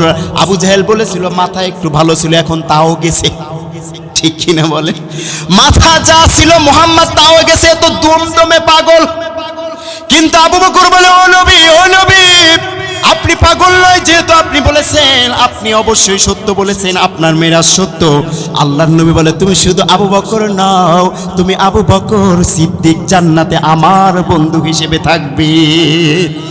আমি বলতেছিলাম 27 বছর ছিলেন, একটু আগেই বের করেছি আমাদের 1.5 সেকেন্ড সমান ওই জগতের কয় বছর?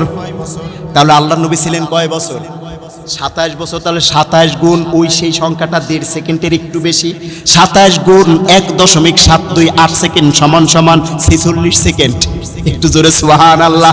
ভাইরা আমার, আমাদের পৃথিবীর এই জগতের 46 সেকেন্ড অতিক্রম হয়েছে, আর পরজগতের 27 বছর হয়ে গিয়েছে।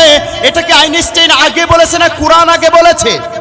কোরআন আগে বলেছে। বিজ্ঞানীরা চিন্তা করতে বাধ্য হয়েছে, হাই রে, এমন রিলেটিভিটি কোরআনে কিভাবে আসলো?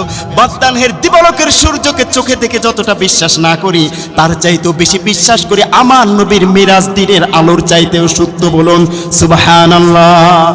এবার বলবেন হুজুর, আল্লাহ নবী এর জন্য পৃথিবীর মাত্র 46 সেকেন্ড, ওই জগতের 27 বছর। এবার আলেমেরা গভীর মনোযোগ দিবেন। হুজুর এসে কি বলেছিলেন? আমি ঘরে এসে দেখি আমার দরজার শিকলটা, কড়াটা এখনো নড়তেছে। 46 সেকেন্ডে কি স্থির হয় না? নড়তেই থাকে। কথা বলেন। আবার বলেন আমি অজু করেছি মরুভূমির বালুরাশিতে, আমার পানিটা এখনো গৌড়াইতেছে। 46 সেকেন্ডে কি পানি স্থির হয় নাকি গৌড়াতেই থাকে? আমার বিছনা এখনো উষ্ণ হালকা গরম বিদ্যমান ছিল। 46 সেকেন্ডে বিছনা কি ঠান্ডা হয়ে যায় নাকি গরম থাকে? আমি হুজুর উঠে গেলাম, 46 সেকেন্ড পর আবার আসলাম, আসার পরে এটা কি ঠান্ডা থাকবে নাকি হালকা গরম থাকবে? 46 সেকেন্ডে ঠান্ডা হবে না।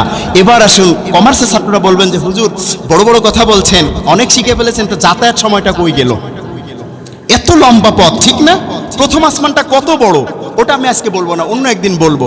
যাতায়াত পথ আপনার ওই আইনস্টাইনই তো স্পেশাল রিলেটিভিটিতে বলেছে, বস্তু যখন আলোর গতিতে চলে সময় এবং ভর তার জন্য হয়ে যায় শূন্য। কি হয়? সময় এবং ভর দুইটা হয়ে যায় শূন্য, অর্থাৎ সেকেন্ডে 1,86,000 মাইল যদি কেউ গতিবেগ অর্জন করতে পারে। তা আল্লাহর নবী যেটাতে গিয়েছিলেন ওইটার নাম কি ছিল? বরাক। এই বিদ্যুতের গতি সেকেন্ডে 1,86,000 মাইল, আর ওটা বারকুন, এটার আরবি। ওইটা বারকুন নয়, ওটা ছিল বহু বচন, বরাক। ঠিক আছে না? বুখারী তো তাই বলে, ইন্না কাসরাতাল মাবানি তাদুল্লু আলা কাসরাতিল মাআনি। যেই শব্দের অক্ষর বেশি, তাৎপর্য বেশি, সেই শব্দের শক্তি বেশি, মর্মার্থ বেশি। ওই যে বারকুন থেকে বরাক হয়েছে, ওইটার 1 সেকেন্ডের শক্তি 1,86,000 মাইল নয়, মুহূর্তের ভেতরে জিরো টাইমে আল্লাহর আরশে পৌঁছে গিয়েছে। বলুন ঠিক কিনা? যাতায়াত সময় কি? জিরো। তাহলে হুজুর মসজিদে হারাম থেকে আকসা পর্যন্ত গিয়েছে, সেই সময়টা কই? আর একটা সময় না, কথা বলে না।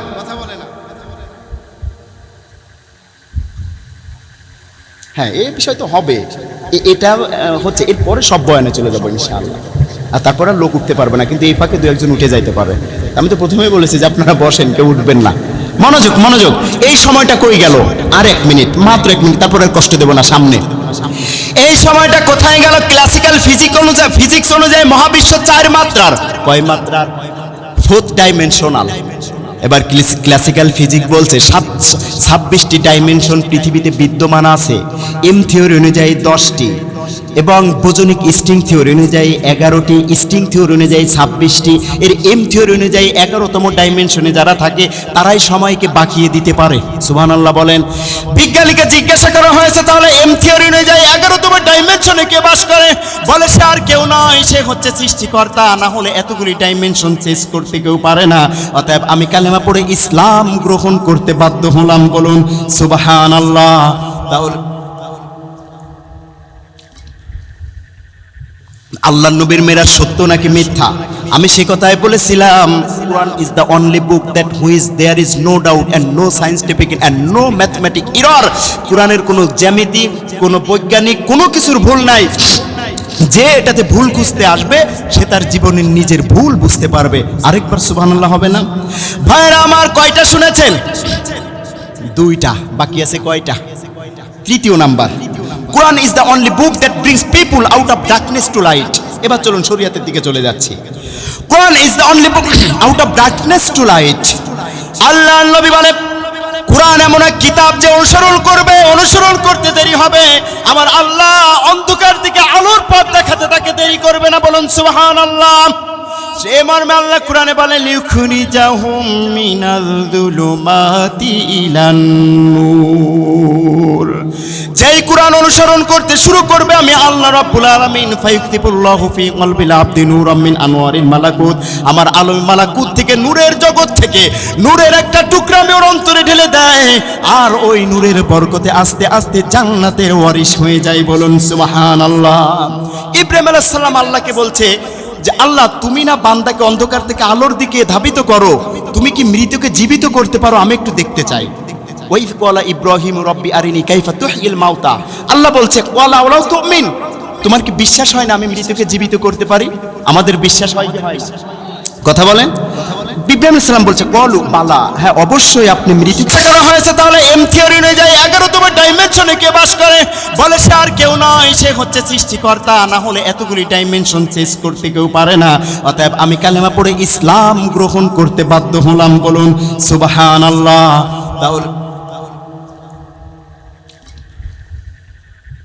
আল্লাহ নবীর মেরাজ সত্য নাকি মিথ্যা? আমি সে কথাই বলেছিলাম, Quran is the only book that which there is no doubt and no scientific and no mathematic error. কোরআনের কোনো জ্যামিতি, কোনো বৈজ্ঞানিক কোনো কিছুর ভুল নাই। যে এটাতে ভুল খুঁজতে আসবে সে তার জীবনের নিজের ভুল বুঝতে পারবে। আরেকবার সুবহানাল্লাহ হবে না? ভাইরা আমার, কয়টা শুনেছেন? 2টা, বাকি আছে কয়টা? 3য় number. Quran is the only book that brings people out of darkness to light. এবার চলুন শরীয়তের দিকে চলে যাচ্ছি। Quran is the only book out of darkness to light.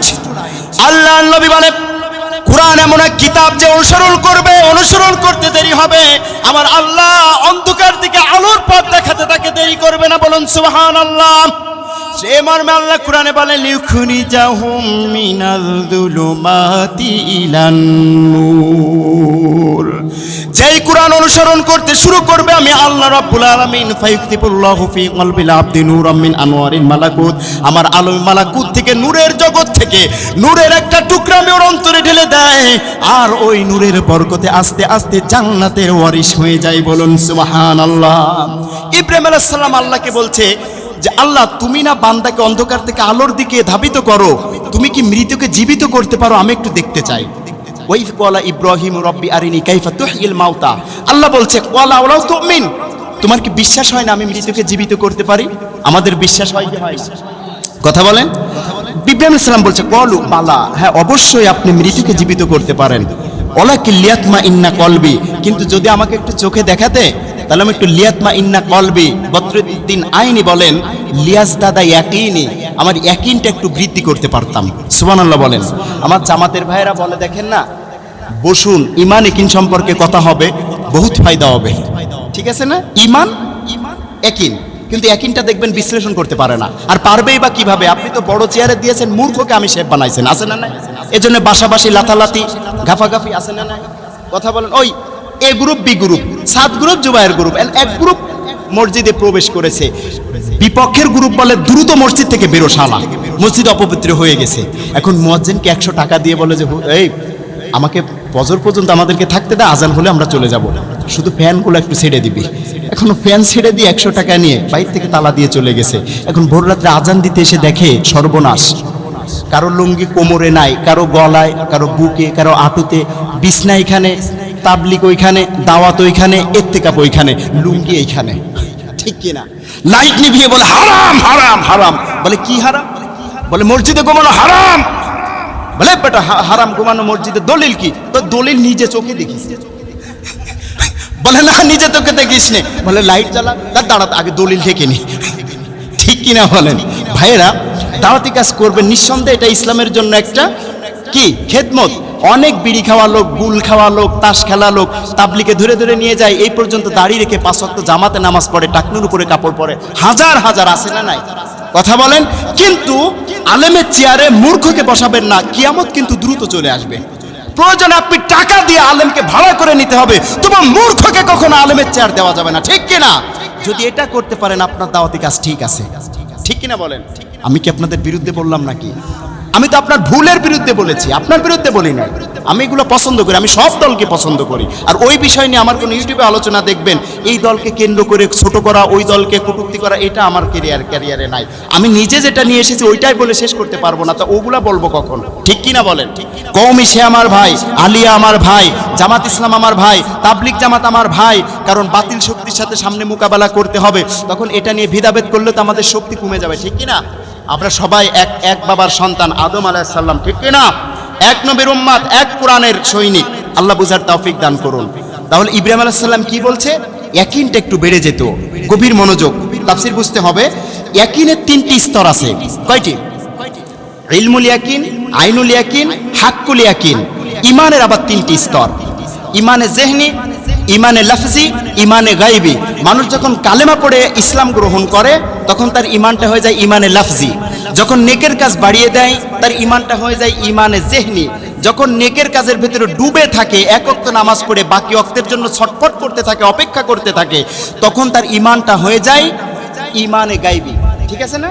আর এই 3টি স্তরের সাথে ইয়াকিনের মিল, ইলমুল ইয়াকিন, আইনুল ইয়াকিন, হাক্কুল ইয়াকিন। সুবহানাল্লাহ বলেন। তা ইব্রাহিম আলাইহিস সালাম এটাই বুঝিয়েছেন, স্যাটিসফ্যাকশন অফ মাইন্ড। আবার ইয়াকিনটাকে আমি হাক্কুল ইয়াকিনের অন্তর্ভুক্ত করতে পারতাম। আল্লাহ ডাক দিয়ে বলে ক্বালা ফাসরুহুন্না আরবাআতাম মিনাত তাইর ফাখুয আরবাআতাম মিনাত তাইর। ও ইব্রাহিম, তুমি 4টি পাখি পোষ করো, এরপর জবাহ করো, গোস্তগুলির টুকরা করে 4টি পাহাড়ে ছিটিয়ে দাও, এরপর নাম ধরে ডাক দাও। ইব্রাহিম আলাইহিস সালাম সেটাই করলেন। নাম ধরে ডাক দিলেই, ডাক দেওয়া মাত্র ইব্রাহিম আলাইহিস সালামের হাতের উপরে এসে আবার জীবিত হয়েছে। বলুন সুবহানাল্লাহ। এবার গভীর মনোযোগ, ইব্রাহিম আলাইহিস সালাম ইয়াকিনটাকে স্যাটিসফ্যাকশন অফ মাইন্ড দিয়ে আপনি কি করবেন? লিয়াতমাইন্না কলবি দিয়ে কি করবেন একটু পরে বলছি। ইব্রাহিমের মতো পয়গম্বর আমার নবীর পরে যার স্থান, সেই নবী আল্লাহর কাছে অ্যাপ্লিকেশন করে ইয়াকিনটাকে হাক্কুল ইয়াকিন করেছেন, ঈমানটাকে ঈমানে গায়বী করেছেন। কিন্তু মুহাম্মদ সাল্লাল্লাহু আলাইহি সাল্লামের উম্মত হওয়ার কারণে এমন একটি কোরআন আপনাকে আমাকে আল্লাহ দিয়েছেন, যার অনুসরণ করা আপনি শুরু করে দিবেন তওবা করে। আল্লাহ রাব্বুল আলামিন সূরা রাদের ভিতরে সে কথাই বলেছে, আলা বিযিকরিল্লাহি তাতমাইন্নুল কুলুব। কোরআন আমি এমন একটা জিকির দিয়েছি মুমিনের অন্তর প্রশান্তি হয়, লিয়াতমাইন্না কলবির অন্তর্ভুক্ত হয় জিকির দ্বারা। সেই জিকির হচ্ছে আমি আল্লাহর প্রেরণ করা 30 পারা কোরআন। আরো একটু জোরে বলেন সুবহানাল্লাহ। কোরআনের কাছে আসবেন এক চান্সে হাক্কুল ইয়াকিন করে দিবেন কে? আর একটু জোরে বলেন কে? এবার সে আল্লাহ হাক্কুল ইয়াকিন আল্লাহ প্রদত্ত নূর দিবে। ফায়ুকসিবুল্লাহু ফি কলবিল আবদি নূরাম মিন আনওয়ারিল মালাকুত। ওই অন্তরে যদি গুনাহ নামক ময়লা থাকে, জার্ম থাকে, আল্লাহ কি নূর ঢালবে? আমি বললাম ভাইজান এক গ্লাস পানি দেন, গ্লাসে ময়লা থাকলে কি পানি দিবে? আমাকে খাবার দেন, প্লেটে খাবার থাকলে কি, ময়লা থাকলে কি খাবার দিবে? আল্লাহ সে কথাই বলেছেন, কোরআনের কাছে আসবে, আসতেই দেরি হবে, তোমার জীবনের সব গুনাহ আমি আল্লাহ মাফ করতে দেরি করব না। বলুন সুবহানাল্লাহ। এজন্য এই কথা শুনে ওয়াসি রাদিয়াল্লাহু আনহু একটা উপমা দিয়ে আমি আলোচনার সামনের দিকে যাব। ইয়া রাসূলুল্লাহ, আমি একটু কোরআনের অনুসারী হতে চাই, আমি একটু স্যাটিসফ্যাকশন অফ মাইন্ডের অন্তর্ভুক্ত হতে চাই, আমি লিয়াতমাইন্না কলবির অন্তর্ভুক্ত হতে চাই। এমন তো অবস্থায় আল্লাহ আয়াত নাজিল করলেন, ও নবী তুমি ওয়াসির মাধ্যমে গোটা মানব জাতিকে কোরআন প্রেমিকদেরকে জানিয়ে দাও, কোন মানুষ যদি ওয়াল্লাযীনা লা ইয়াদউনা মা'আল্লাহি ইলাহান আখার, সূরা ফুরকানে আমার আল্লাহ বলে, কোন মানুষ যদি শিরকের গুনাহ, মানুষ হত্যার গুনাহ এবং জিনার মতো এই 3টি কবিরা গুনাহ না করে, ওই ব্যক্তি একবার কোরআনের কাছে আসতে দেরি হবে, ওর জীবনের সব গুনাহ মাফ করে জান্নাতি করতে আল্লাহ দেরি করবে না। ওয়াসি বলে আমি কোরআনের অন্তর্ভুক্ত হতে পারবো না। বলে কেন পারবে না? বলে এই কারণেই পারবো না, আপনি বলেছেন এই 3টি গুনাহ, এই 3টি গুনাহ আমি ওয়াসির জীবনীতে কতবার হয়েছে আমি নিজেই জানি না। মাইক্রোসফট ওয়ার্ড এক্সেল দিয়েও, বিজনেস ম্যানেজমেন্ট সিস্টেম এই সফটওয়্যার দিয়েও হিসাব করা যাবে না, অতএব আমি কোরআনের অনুসারী হতে পারবো না। আল্লাহ রাব্বুল আলামিন বলেন, ওয়াসির মাধ্যমে জানিয়ে দাও এই 3টি গুনাহ করেছে, তবু কোরআনের জন্য আল্লাহ মাফ করতে পারে কি পারে না? কিন্তু ওয়াসি বলছে আমি কালেমা পড়তে পারবো না। নাউজুবিল্লাহ বলেন। আপনারা বলেন জিনা করেছেন, তওবা করলে মাফ করবে কি করবে না? কারণ কোরআন আছে আমাদের হাতে, স্যাটিসফ্যাকশন অফ মাইন্ড করতে পারে কি পারে না? ওই যে পাকিস্তানের তারিক জামিল, আল্লামা তারিক জামিল পৃথিবীর সেরা 10টা স্কলারের ভেতরে একজন, ইসলামিক বক্তা। একটা চায়ের দোকানে ওনার একটা বক্তৃতা বাজতেছে। আজকাল বাংলাদেশে তো চায়ের দোকানে বিভিন্ন সিএনজির পেছনে মিজানুর রহমান আজহারির ওয়াজ ভেসে বেড়ায়, ঠিক কি না? হিংসা করে কি কিছু করা যায় বলেন? যাকে নিয়ে দেখবেন মানুষ বেশি হিংসা করে, বেশি টল করে, দিন শেষে সেই দেখবেন টপ ব্র্যান্ডে চলে যায়, ঠিক কি না? কারণ আল্লাহ যার চুল ধরে টানে, 900 কোটি মানুষ তার পা ধরে টেনে নামাতে পারে না, ঠিক কি না বলেন? কোরআনের কাছে যে আসবে তাকে মানুষ আল্লাহ উঠিয়ে দিবে, ঠিক কি না? সবচাইতে বাংলাদেশের ভেতরে 1 নম্বর স্কলার যিনি কোরআনের কাছে বেশি এসেছেন, ব্যক্তিটি জীবক দশায় একটা মঞ্চে যদি আপনারা উঠিয়ে দিতেন, বলতেন যে সে যুদ্ধ অপরাধী, বাড়ি ঘরে আগুন লাগাইছে, সে ধর্ষক, হেন তেন, 1 সেকেন্ডের জন্য মানলাম, কিন্তু এমন কোনো মঞ্চ, এমন কোনো মাঠ বাংলার জমিনে ছিল না তার মাহফিলে উপস্থিতির জায়গা দেওয়া যেত, ঠিক কি না? শুধু তাই নয়, মারা যাওয়ার পরও জানা যায় দেখতে পেয়েছি আমরা, উপস্থিতির জায়গা দেওয়া যায় নাই, ঠিক কি না বলেন? সুতরাং কোরআনের কাছে যারা আসবে, একজনকে হত্যা করবে 1000 ময়দানে নেমে যাবে, ঠিক কি না? একজনকে বাধা দিবে 1 লক্ষ ময়দানে নেমে যাবে। আমরা জানি স্রোতের তীব্রতা যত বাড়তে থাকে, বাঁধ ভাঙার সময় ততটা ঘনিয়ে আসতে থাকে, ঠিক না ভাই? কথা বলেন। রাত যত গভীর হতে থাকে, সুবহে সাদেক তত ঘনিয়ে আসতে থাকে। গর্ভবতী মায়ের পেইন, ব্যথার তীব্রতা যত বাড়তে থাকে, নতুন মেহমান দুনিয়াতে আসার সময় ততটা ঘনিয়ে আসতে থাকে। ঠিক কোরআনের পাখির উপর অত্যাচারের স্টিম রোলারের তীব্রতা যত বাড়তে থাকে, আল্লাহর প্রদত্ত নূর, আল্লাহর সাকিনা, আল্লাহর সাহায্য এসে মুমিনের বিজয় আসার সময় ততটা ঘনিয়ে আসতে থাকে, ঠিক কিনা বলেন? সুতরাং মুসলমানের পিঠ দেয়ালে ঠেকে গেছে, আল্লাহর সাহায্য আসতে আর বেশি বাকি নাই। মুমিনের রক্ত জমিনে পড়েছে, ঈমানের পরীক্ষাটা দিতে পারলেই আসবে। সেই কঠিন পরীক্ষায় টিকে থাকতে রাজি আছি কারা? 2 হাত তুলে আমার আল্লাহকে দেখান। নারায়ে তাকবীর। আল্লাহ কবুল করুন, বলুন আমিন। তো যে কথা বলতেছিলাম, প্রথম মুসলমান মুহাম্মদ সাল্লাল্লাহু আলাইহি সাল্লাম। এবার আসুন, প্রথম লেখা কিতাব আর কিছুই নয়, সেটা হচ্ছে কোরআন। আমরা বলতে পারি এই কোরআনটা পাঠানোর জন্যই এই পৃথিবীর আয়োজন আমার আল্লাহ রাব্বুল আলামিন করেছেন, ঠিক না ভাই? কেমন? একজন নবী এসেছেন, সে বলেছেন, দেখবেন যে আমরা যখন কলকাতা বা আসাম ত্রিপুরা রাজ্যে প্রোগ্রাম করি, ট্রেনে যারা উঠেছেন দেখবেন একটা মহিলা কণ্ঠে বলে, আমি এখানে ঠিকানা দিয়ে বলি, এখান থেকে আপনি উঠবেন, আপনার ট্রেনটা যাবে ঢাকা। এরপর ওই নারী বলে, নেক্সট স্টেশন সাতক্ষীরা সদর, গন্তব্য স্টেশন ঢাকা। এরপর বলবে নেক্সট স্টেশন খুলনা, গন্তব্য station Dhaka, next station Bagerhat, গন্তব্য station Dhaka, next station Noapara, গন্তব্য station Dhaka, next station Faridpur, destination Dhaka. প্রত্যেকবার ঢাকা বলে, ঠিক আছে না? তা নবী রাসূল আমরা আলেমরা বলি 1 লক্ষ বা 2,24,000 পয়গম্বর, এটা আসলে ভুল কথা। কোরআন হাদিসে সব জায়গায় এভাবে এসেছে, অসংখ্য নবী রাসূল আল্লাহ প্রেরণ করেছেন। তো প্রতিটি নবী এসেছে, আমি আদমের পরে আসবে শীষ, কিন্তু শেষ পর্যায়ে আসবে মুহাম্মদ সাল্লাল্লাহু আলাইহি সাল্লাম। এরপরে নবী এসে বলেছে আমার পরে আসবে অমুক, তারপরে আসবে মুহাম্মদ সাল্লাল্লাহু আলাইহি সাল্লাম। আমরা এক কথায় বুঝতে পারি যে আমার নবীকে কোরআন দিয়ে পাঠাবেন, এজন্যই আল্লাহ এত নবী রাসূলকে তার আগমন বার্তা দেওয়ার জন্য পাঠিয়েছে, ঠিক কিনা বলেন? এজন্যই কবি বলেছে, জিসনে লাকার কালামি ইলাহি দিয়া ও মুহাম্মদ মদিনে মা মওজুদে হে। সুবহানাল্লাহ বলেন। गुल खिलते हैं पढ़ पढ़ है सल्ले वाला, झूम कर कहे रे ए सल्ली वाला, ऐसी खुशबू जामान के गुलोबे कहा जो नबी मोहम्मद पसीने मौजूद है। তার মানে ফুলে এত ঘ্রাণ নাই কোনো ফুল বাগানেও যে ঘ্রাণ আমার নবী মুহাম্মাদের ঘামে আছে, যিনি কালাম দিয়ে মুহাম্মদকে পাঠানোর জন্যই স্বপ্ন দেখে এই পৃথিবী সব কিছুই সৃষ্টি করেছে। সুবহানাল্লাহ বলেন। এটা কিভাবে বোঝার জন্য আরো একটু মনোযোগ। ঈসা আলাইহিস সালাম এসে আমার নবীর কথা বলে, মুসা এসে আমার নবীর কথা বলে, তাওরাত জাবুর ইনজিল কুরআন সকল ধর্মগ্রন্থে আমার নবীর আগমন বার্তা আছে না নাই? কথা বলেন। ইহুদিদের যেটা ওল্ড টেস্টামেন্ট আর একটা নিউ টেস্টামেন্ট খ্রিস্টানদের, যদি আপনি একটু ওল্ড টেস্টামেন্টে যে দেখেন, সেখানে বর্ণনা আসছে সন অফ সোলোমনের 5 অধ্যায়ের 18 অনুচ্ছেদে, When ungodly people of fall contaminated an amendment, my book must welcome last and final messenger of Lord for clear total crime. He it is who hath sent his messenger with the guidance and the religion of truth, that he might cause it to prevail over all religion, and Allah sufficient as a witness. আরেকবার বলুন সুবহানাল্লাহ। এখানে আমার নবীর আগমন বার্তা ওদের ধর্মগ্রন্থে এসেছে।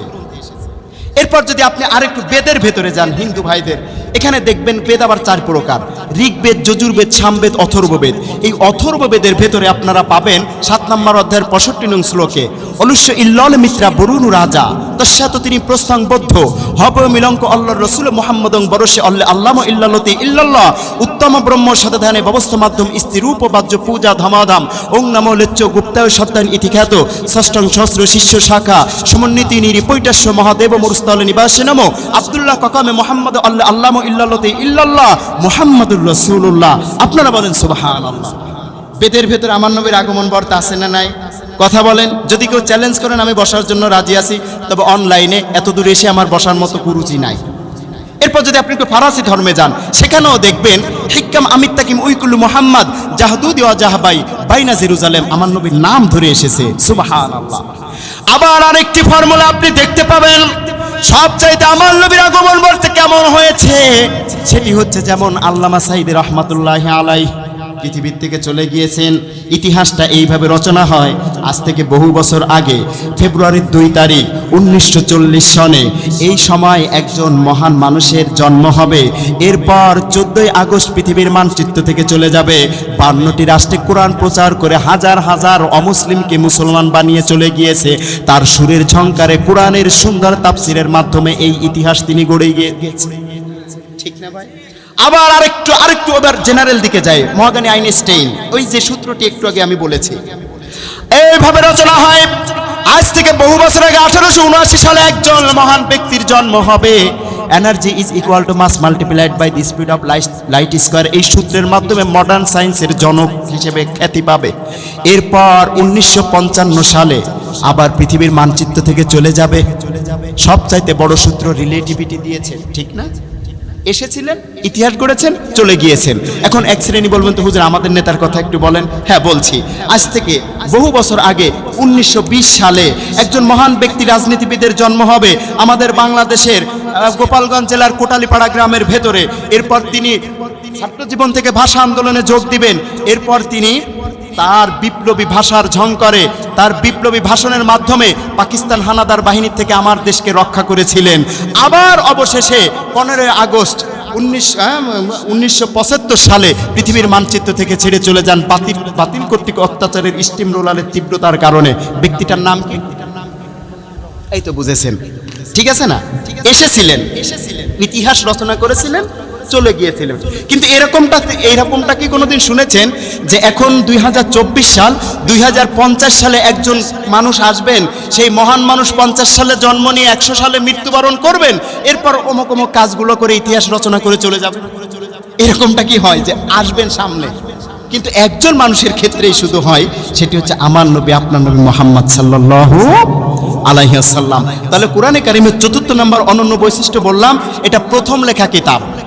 তাহলে আল্লাহ রাব্বুল আলামিন লাউহে মাহফুজে আদম সৃষ্টির 14,000 বছর পূর্বে এই কুরআনুল কারীম লিখেছেন, তারও 50,000 পূর্বে আমার নবীর নূর মুবারক সৃষ্টি করেছেন। বলুন সুবহানাল্লাহ। ভাইরা আমার, 5 নাম্বার সবচাইতে বেশি মুখস্থ করা হয়েছে একটাই কিতাব, সেটা কি? আল কোরআন। সবচাইতে বেশি আর কোন ধর্মগ্রন্থ? The number of the people who have memorised the Holi book Quran is countless. ঠিক আছে না? সবচাইতে বেশি মুখস্থ করেছে এই কোরআন। কিন্তু দুঃখজনক হলেও সত্য, আমাদের দেশে 228টা রাষ্ট্রকে পেছনে পেলে যখন আন্তর্জাতিক কোনো কম্পিটিশনে আমার দেশের মুসলমানেরা, হাফেজেরা তাদেরকে পেছনে পেলে ফার্স্ট পুরস্কার নিয়ে পৃথিবী বাংলাদেশে এয়ারপোর্টে পেরে, ঠিক কিনা? তবে দুঃখজনক হলেও সত্য, অন্যান্য যারা বিভিন্ন দেশের বিভিন্ন জায়গায় আমার বাংলাদেশের পতাকা উত্তোলন করেছে, তারা রেড কার্পেট রিসিপশন পায়, লাল কালিতে সংবর্ধনা পায়। কিন্তু এই কোরআনওয়ালা যারা মানচিত্রে এসেছে, এয়ারপোর্টে নামে, এদেরকে লাল কালিতে সংবর্ধনা তো দূরের কথা, লাল গোলাপের শুভেচ্ছা দেওয়ার জন্য রাষ্ট্রের তরফ থেকে কেউ যায় না। ঠিক কিনা বলেন? যারা এই কোরআনের জন্য উৎসর্গ করেছে জীবনটা, পৃথিবীর বিভিন্ন দেশে জীবন বাজি রেখে কোরআন প্রচার করেছে, কোরআনের রাজকায়েমের সংগ্রাম করেছে, তাদের গলায় জেলের তালা, আর ধর্ষণে যারা সেঞ্চুরি করেছে তাদের গলায় ফুলের মালা। ঠিক না? 100 ধর্ষণ করেছে রাসায়নের ছাত্র মানিক, জাহাঙ্গীরনগর বিশ্ববিদ্যালয়, বুক ফুলিয়ে জমিন থেকে ঘুরতেছে। ঠিক কিনা বলেন? আবার দেখবেন নোয়াখালী সুবর্ণচরে উপজেলার ভেতরে রায়টা তাদের বিপক্ষে যাওয়ার কারণে 12 জনে মিলে 4 সন্তানের জননীকে ধর্ষণ করেছে। ঠিক কিনা বলেন? আমার সোনার ছেলের ঢাকা ভার্সিটিতে নতুন স্ত্রী নিয়ে স্বামী ঘুরতে গিয়েছে, সোনার ছেলেরা লেখাপড়া বাদ দিয়ে স্বামীকে বেঁধে রেখে স্ত্রীকে ধর্ষণ করেছে। তো আমরাও বলতে চাই, রাষ্ট্রের কাছে বিচার চাই যে এই প্রকাশ্যে যারা ধর্ষণ করে তারা বুক ফুলিয়ে ঘরে, আর মামুনুল হকের স্ত্রী জাস্টিফাই করার জন্য তাকে কেন মুক্তি দেওয়া হয় না? ঠিক কিনা? আমরা রাষ্ট্রের আইনের উপর শ্রদ্ধাশীল, কোরআনের আইনের উপর শ্রদ্ধাশীল। মামুনুল হক যদি জিনা করে থাকে, ধর্ষণ করে থাকে, তাকে ফাঁসি দেন। বাইতুল মাকদাস জাতীয় মসজিদের সামনে তাকে ফাঁসি দেন। কিন্তু এর পূর্বে আমাদের একটা কথা আছে, উনাকে যদি ফাঁসি দেন, আল্লামাকে যদি ফাঁসি দিয়েছেন, কাদের মোল্লাকে ফাঁসি দিয়েছেন, ফাঁসির কাষ্টে দাঁড় করিয়েছেন, এই সব অপরাধে বুঝলাম 1 সেকেন্ডের জন্য অপরাধ করেছে, তাহলে প্রকাশ্যে এই জিনা করা, শয়তানি করা, চুরি করা, পাটপাল্লা বুক ফুলিয়ে ঘুরেছে, ওই বিচারকরা এদেরকে কেন ছেড়ে দিয়েছে? ওই বিচারকদেরকে মামুনুল হকের পূর্বে 10 বার ফাঁসি দিতে হবে। ঠিক কিনা বলেন? না হলে মুসলমান আমরা, আপনি লবণ দিয়ে গুলিয়ে শরবত বানিয়ে খাওয়া দেবেন, আমরা সেটা কম্প্রোমাইজ করব। অন্তত মূর্খ হলেও অতটা মূর্খ নয়। ঠিক কিনা বলেন? আপনার মতো স্পেশালিস্ট নই, তবে অতটা মূর্খও নই যে লবণ দিয়ে আপনি শরবত গুলাবেন। একটা বুদ্ধি দিয়ে যায়, এই যে ক্যামেরা সিটি টিভি রেকর্ড করছে, এটা আবার এই সিনেমার অনেক চ্যানেলে যাবে। ওই যে উকিল যাচ্ছে কোর্টে, কোথায়? কোর্টে। টেনশন কি একটু চিন্তা করেন, গভীর মনোযোগ। টেনশন কি? উকিল যাচ্ছে কোর্টে, এমন অবস্থায় মহিলা সিগন্যাল দিয়ে বলে আমাকে একটু লিভ দেন। বেড়ে গেল টেনশন। কি বেড়ে গেল? কিন্তু প্রকৃত টেনশন নয়। এখন ওই মহিলাকে উঠাইছেন, এবার নিয়ে যাচ্ছে হাসপাতালের দিকে, কাছাকাছি যেতে যেতে চেঞ্জলেস হয়ে গেছে, বেড়ে গেল টেনশন, কিন্তু প্রকৃত টেনশন নাই। এবার নিয়ে গেল হাসপাতালে, নেওয়ার পর একটা বাচ্চা হলো, স্ত্রী এবার চেঞ্জ, ফেরার পরে বলছে এই বাচ্চা এই উকিলের। টেনশন কিন্তু প্রকৃত টেনশন নয়। এবার পুলিশ এসে হ্যান্ডকাপ পরিয়ে ফেলেছে, ধর্ষণ করেছে, নিয়ে যাবে থানায়, 7 বছরের মামলা আছে না? চুরি করলে কিসের মামলা? 3 বছর থেকে কয় বছর? 3 মাস থেকে 3 বছর। ওই ছাগল চোর, গরু চোর, এর একটা নিয়ে আটটায়, ওইখানে তাকে কালামানিক, পিচ্চি হান্নান, ঠ্যাংকাটা বাসের, ওইখানে গিয়ে বলে আরে মিয়া ছাগল চুরি করে বিপদে পড়েছে, আসো তোমাকে ডাকাতি শিখিয়ে দেই। ঠিকই না বলে? ওই যে এইটা আপনার ওই আইন 379 ধারায় এখানে বলেছেন, আইনের ধারা যেন কে লিখেছেন, এই ইংল্যান্ডের নামটা কি কেউ বলতে পারবেন? আইনের ধারা 511টার ধারা যিনি লিখেছেন ইংল্যান্ডে, নামটা কি? লর্ড ম্যাকুলে। নামটা কি? যে আইনের ধারা আমাদের রাষ্ট্রে চলে, লর্ড ম্যাকুলে 379 নাম্বার ধারায় উনি বলেছেন যেভাবে, whoever commit shall be punished with imprisonment either description for a term which may extend to 3 years or with fine or with both. তার মানে চোর চুরি করলে 3 মাস থেকে 3 বছরের জেল দাও, কিন্তু আল্লাহ বলেছে অসারিক তো ফাক্তাও আইদিয়া হোমা, অত কিছু লাগবে না, একটা হাত কেটে দাও। 2-4টার হাত কাটলেই পুরো দেশ টর্চ লাইটের আলোর মতো সোজা হয়ে যাবে, ঠিক কিনা? তবে আজকের থেকে প্রয়োগ করবেন না, তাহলে আবার এক হাতে বাংলাদেশ হয়ে যাবে। আর আমরা মুসাল্লিরা নামাজ পড়তে যাই, জুতো চোরকে মুসাল্লি, ইমাম, মুয়াজ্জিন সবাই পিটায়। ওইখান থেকে পিটিয়ে এসে 200 কোটি টাকা রাষ্ট্রের থেকে চুরি করেছে, ওই বাটপারকে ফুলের মালা দিয়ে সংসদে পাঠায়, ঠিক না ভাই? যে কথা বলতেছিলাম, এবার পুলিশ এসে হ্যান্ডকাপ পরিয়ে ফেলেছে।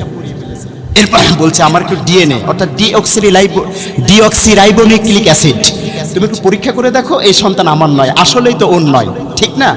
পরীক্ষা নিরীক্ষা করে ডাক্তার বলছে এই সন্তান তো দূরের কথা, এই কোনোদিন সন্তান জন্ম দিতে পারবে না, কোনোদিন সন্তান। এখন হ্যান্ডকাপ খুলে দিয়েছে, এবার সে কি করেছে, এরকম একটা নিঃশ্বাস নিয়েছে দীর্ঘ, মানে সব টেনশন শেষ, ঠিক আছে না?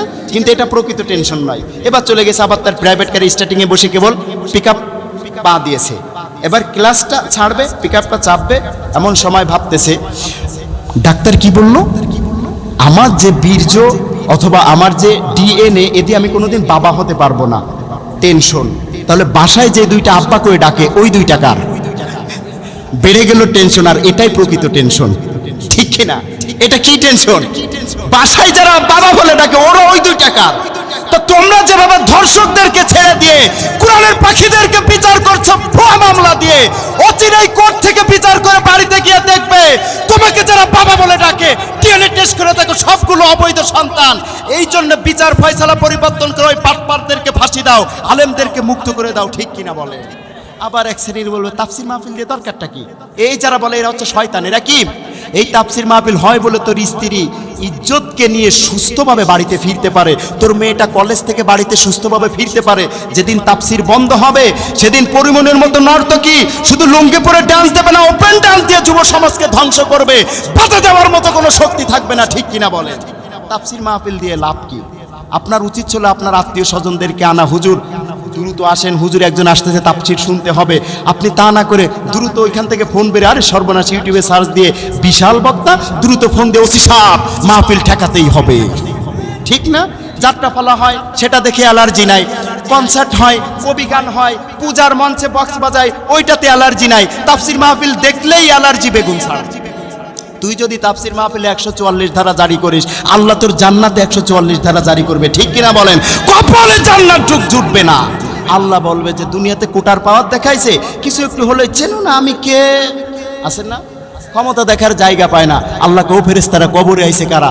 আল্লাহ দুনিয়াতে লোগোর পাওয়ার দেখাইছে যারা, মুক্তিযোদ্ধার কোটা পাইছে যারা, বলে কোটা ছিল যাদের, বলে কোন কোটা?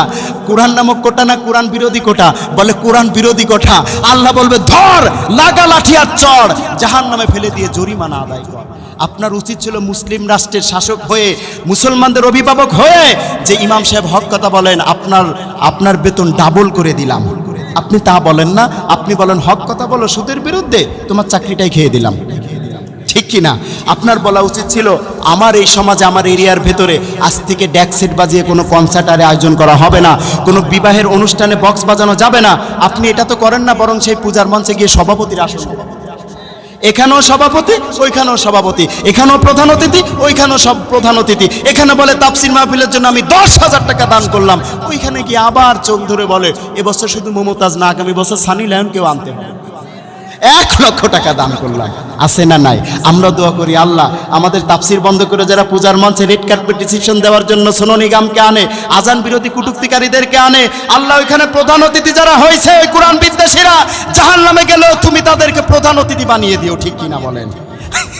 আল্লাহ বুঝার তৌফিক দান করুন, বলুন আমিন। আরো একটু জোরে বলুন আমিন। তাহলে কোরআনের 5ম নাম্বার অনন্য বৈশিষ্ট্য বলছিলাম, the number of the people who have memorised the Holi book Quran is countless. সবচাইতে বেশি মুখস্থ করেছে কোন কিতাব? কোরআন। আর এই কোরআনের মর্যাদা তখন রাষ্ট্রের তরফ থেকে কমে যাবে, তখন আর 4টি কাজ বেড়ে যাবে। কয়টি? 1 নাম্বার অজাহরাতিল কয়নাত ওয়াল মাআজিফ ওয়াকানা জাইমুল কওমি আরজুলুহুম ওয়া উকরিমার রাজুলু মাখাফাতা শাররি। এমন নেতা হবে পাপিষ্ট ফুজ্জার বাটপার, সমাজের রাস্তা দিয়ে এক পাশ দিয়ে যাবে, আরেক পাশ দিয়ে মানুষ গালাগালি করবে, আবার ফেস টু ফেস হলে সম্মান করবে, ঠিক কি না? আরেকটা দল বেড়ে যাবে, এই নর্তকীদের দাম বেড়ে যাবে, ঠিক না? এই যে মাসুম, জাকারিয়া, এরা রাষ্ট্রীয় তরফ থেকে কোনো কিছুই পায় না, অথচ যখন সোনু নিগম আসে তখন তাকে রেড কার্পেট রিসিপশন দেওয়ার জন্য অনেক নেতা আছে লক্ষ লক্ষ টাকা দেয়, ঠিক কিনা বলেন? টাকাই বেড়েছে কিন্তু তাকওয়াই বাড়ে নাই। তাকওয়াই যাদের বাড়বে তারাই হবে জান্নাতি, ঠিক কিনা বলেন? আরেকটা কি? আমানতদারকে খেয়ানতদার বানানো হবে, খেয়ানতকারীকে আমানতদার বানানো হবে। এটা মনে হয় এখনো শুরু হয় না। মত অধিক হারে বেড়ে যাবে। যাই হোক, ওটা আমি নাই বললাম, আলোচনা সংক্ষেপ করতে হবে। 6 নাম্বার, এটা কখনো পুরাতন হয় না। কোনটা?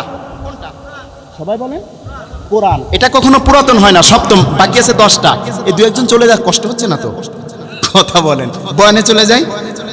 কখনো পুরাতন হয় না। Quran is the only book that never gets old and আল্লাহ সাফিসিয়েন্ট ইয়াজ এ উইটনেস। হাজার হাজার বার তেলাওয়াত হবে, কখনো পুরাতন কোনোদিন পুরাতন মনে হয় না। হুজুর পড়বেন একরকম লাগবে, আমি পড়বো আরেক রকম মজা লাগবে, ইমাম সাহেব পড়বে আরেক রকম মজা লাগবে, কিন্তু কোনোদিন বাবাজিকে শোনেন, হাজারবার শুনেছে, কোনোদিন মনে হয়েছে এইটা পুরাতন লাগে? পুরাতন লাগে না। অর্থ বোঝে না, কিছুই বোঝে না, তার্কিক বোঝে না, তাহকিক বোঝে না, তাসবিদও বোঝে না। আবার যখন কাবার চত্বরে দাঁড়িয়ে যায়, আব্দুর রহমান সুদাইস যখন তেলাওয়াত করে, মনের অজান্তে কখন চোখ দিয়ে পানি বেরিয়ে যায় তা নিজেও জানে না, ঠিক কিনা বলেন? এমন তেলাওয়াত শুনে একবার যারা অভ্যস্ত হয়ে যাবে, জিনেরাও পর্যন্ত কালেমা পড়েছে এবং খুঁজতে শুরু করেছে এই কিতাব কোথা থেকে এসেছে। এই কোরআন তেলাওয়াতের সাথে কোনো দিন পুরাতন হয় না। লা তুহসা আযাইবুহুম, আশ্চর্যান্বিতার কোনো শেষ নাই। ওয়ালা তাবলা গরাইবুহুম, এটা কখনো পুরাতন হয় না। লক্ষবার শুনবে তো বইয়ের মজা কোনোদিন শেষ হবে না, ঠিক কিনা বলেন? কিন্তু অন্যান্য ধর্মগ্রন্থ যখন পড়ে, নমস্তাসবাই ওং গঙ্গা, গীতা, সাবিত্রী, সীতা, সত্তা, পবিত্রতা, ব্রক্ষাবলী, ব্রক্ষাবিদ্যা, ত্রিসন্ধ্যা, মুক্তিগেহিনী, চিদানন্নাথ অর্থাৎ জ্ঞান মঞ্জরি আছে না নাই? এমন তেলাওয়াত করে আমরা ইন্ডিয়ায় যখন মাহফিল করতে যাই, কান পান জ্বালা হয়ে যায়, এত সুন্দর লাগে, অন্তরটা প্রশান্তিতে ভরে যায়। অবশেষে মনে হয় শোনার পরে তাকে পুরস্কার হিসেবে স্যান্ডেল দিয়ে মুখের পরে 2টা বাড়ি দিই, ঠিক কিনা বলেন? কিন্তু একটাই মাত্র কোরআন লক্ষবার তেলাওয়াত হয়েছে, কোটিবার তেলাওয়াত হয়েছে, কিন্তু পুরাতন। পৃথিবীর ভেতরে একটা গান যত সুন্দর শিল্পী গাওক না কেন, কিছুদিন পরে মানুষ তো দূরের কথা, কুকুরেও শোনে না, ঠিক কিনা বলেন? একটা গান ভাইরাল হয়েছিল, আমার কাছে নাই বুবু ভাজা বাদাম।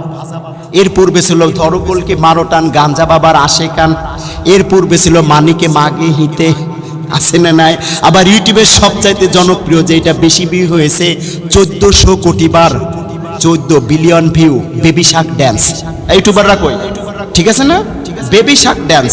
2য় নাম্বার যেটা ভিউ হয়েছে লুইস ফান্সি, 800 কোটি বার, 8 বিলিয়ন।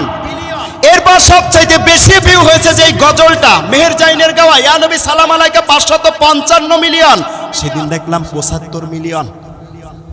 আবার বাংলা গানের ভিতরে সবচাইতে বেশি যেটা ভিউ হয়েছে, মাইয়ারে মাইয়ারে তুই অপরাধী রে, আছে না নাই?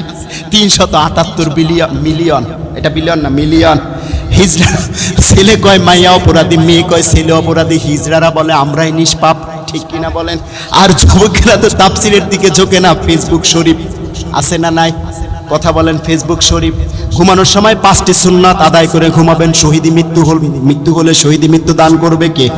ঘুমানোর দোয়া পড়া, ওযু করা, 2 রাকাত নামাজ পড়া, ডান কাত হয়ে ঘুমানো এবং স্ত্রীর কাছাকাছি হয়ে ঘুমানো। আমরাও 5টা সুন্নাত আদায় করি। একবার মায়ের সাথে ঝগড়া করা, তরকারির লবণ নিয়ে, 2য়বার স্ত্রীর খুদ দ্বারা বাবার বাড়ির যৌতুক নিয়ে, 3য়বার ফেসবুক শরীফ চালানো, তারপর রিলস ভিডিও, এরপর প্রাঙ্ক ভিডিও, ঠিক কিনা? আবার একটা ফজিলাত ফেসবুক শরীফে দেখবেন, ছেলে হয়ে ছেলের সাথে প্রেম করে, আছে না নাই? মেয়ে হয়ে মেয়ের সাথে প্রেম করে। 6 মাস প্রেম করতে করতে 14ই ফেব্রুয়ারি, কত ফেব্রুয়ারি? এখন দুজনই তো ছেলে, একজন একজনকে বলছে যে চলো কালকে দেখা করি। ঠিক আছে, ও দেখা করতে চলেই গেছে। এখন ওই বক্সের ওইখানে বসে আছে, ওই যা ধরুন খুলনা হাদিস পার্ক, একজন ছেলে বসে আছে, কাছাকাছি গিয়ে কল দিয়ে দেখে ছেলের ফোনে কল ঢুকেছে। আরে সর্বনাশ, তুমি কেন? আমার গার্লফ্রেন্ডের ফোন তোমার কাছে। আসবেন না, আমি ইংলিশ তো ভালো বুঝি না, এই জন্য ভুল হয়ে গেছে। ওটার কি বলে? গার্লফ্রেন্ড, ওই গার্লফ্রেন্ড।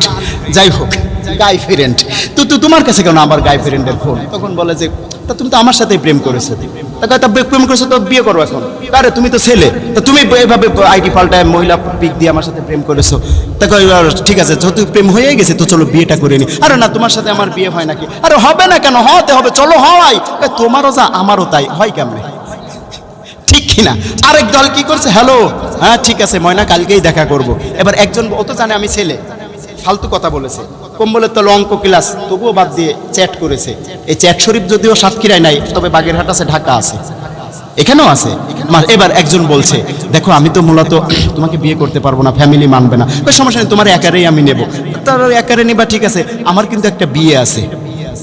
তা বলে ঠিক আছে, বিবাহিত অবস্থায় তোমার নেব। খাদিজাতুল কুবরাকে তো আল্লাহ রাসূল বিবাহিত অবস্থায় নিয়েছিল। এরপর আমার কিন্তু দুটো ছেলে মেয়েও আছে, আর ঠিক আছে তা সহ নেব। বলে ছেলে মেয়ে কিন্তু একটা বিয়েও দেওয়া হয়েছে, জামাইকেও টানতে, ঠিক আছে আমি তাও টানবো। এরপর আর আমি যে মূলত প্রাইমারিতে শিক্ষকতা করি এটা মিথ্যা কথা, আমি পাশের বাড়ির কাজের বুয়া। তার সমস্যা নেই, তুমি তো কাজ করো, তোমাকে নেব। আমার বাবা কিন্তু ম্যাজিস্ট্রেট না, সে স্টেশনে রিক্সা চালায়। এত সমস্যা কি, সে তো কাজ করে, চুরি করে না। তৃতীয়বার বলতেছে ও তাই ভাই, সত্যি করে বলতে কি আমি আসলে মেয়ে না, আমি ছেলে।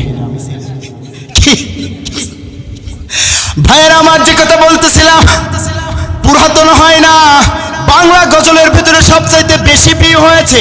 নামাজকে বলো না কাজ আছে, কাজকে বলো নামাজ আছে, ঠিক কিনা বলেন? 345 মিলিয়ন ভিউ হয়েছে। এবার একটু বুকে হাত দিয়ে বলুন যতবার ভিউ হয়েছে মাত্র 7 বছর আগের ভিডিও, কিন্তু 1400 বছর পূর্বের থেকে সূরা ফাতিহা কত কোটি বার তেলাওয়াত হয়েছে, কোনোভাবে কি হিসাব করে রাখা সম্ভব? কিন্তু একবারও আল্লাহর নবী বলো আল্লাহ তাবলা করো ইবুহু, এটা পুরাতন হয় না। বুকে হাত দিয়ে বলুন তো কোনোদিন পুরাতন মনে হয়েছে?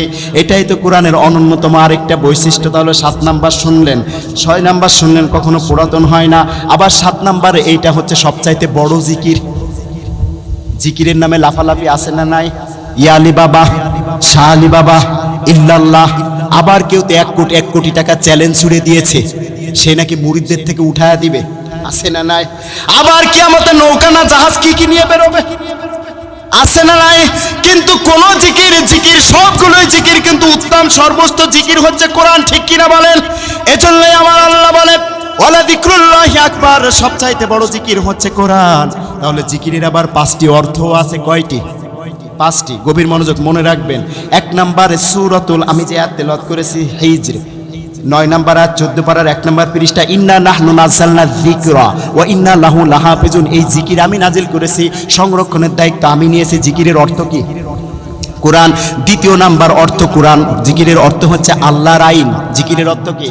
ওমান আরাদা আন যিকরি ফা ইন্না লাহু মাঈশাতান দনকা, সূরা তাহার 124 নম্বর আয়াত 16 নম্বর পারা 19 নম্বর পৃষ্ঠা।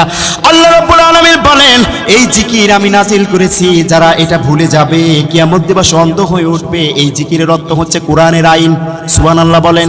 3 নাম্বার জিকিরের অর্থ হচ্ছে নামাজ। 3 নাম্বার কি? নামাজ।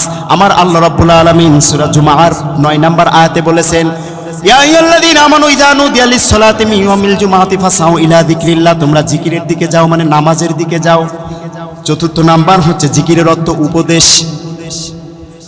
নাহনু আকরাবু ফাযাক্কির বিল কুরআনি মান ইয়াখাফু, আমার দিক তুমি যখন উপদেশ দিবে আমার এই জিকির দিয়ে দিবে। এখানে জিকিরের অর্থ উপদেশ। 5 নাম্বারে জিকির অর্থ স্মরণ, ফাযকুরুনি আযকুরকুম ওয়াশকুরুলি ওয়ালা তাকফুরুন। তাহলে জিকিরের অর্থ কয়টা পেলাম? 6 নাম্বার পুরাতন হয় না, সবচাইতে বড় জিকির 7 নাম্বার, তাকালেও সব, পড়লেও সব, এই কুরআনুল কারীম। 9 নাম্বার অনুসরণকারীরা প্রথমে জান্নাতে যাবে। 10 নাম্বারে বেশি মানুষ এর জন্য জীবন দিয়েছে। তাহলে কয়টি অনন্য বৈশিষ্ট্য শুনলাম? সবাই বলেন এই 10টি অনন্য বৈশিষ্ট্য আল্লাহ আমাদের বাস্তব জীবনে আমল করার তৌফিক দান করুন, বলুন আমিন। একটু জিকির হবে লা ইলাহা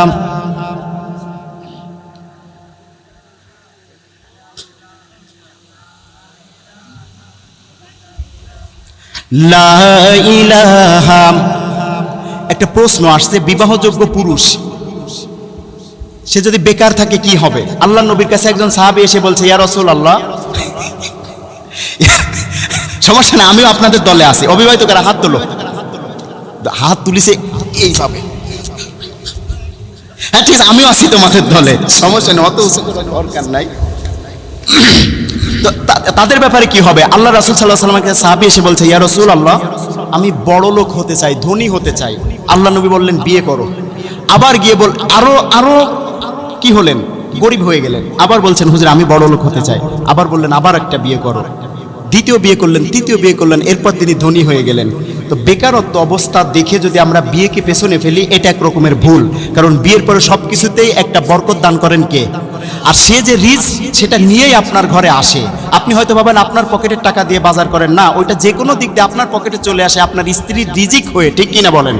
এজন্য যারা বেকার এই চিন্তা করে 5 বছর পরে বিয়ে করব, এই চিন্তা করবেন না, একটু মনোযোগ দেন। আমি তাফসিরে শেষ করেছি, ফিকা নিয়ে আবার করতেছি।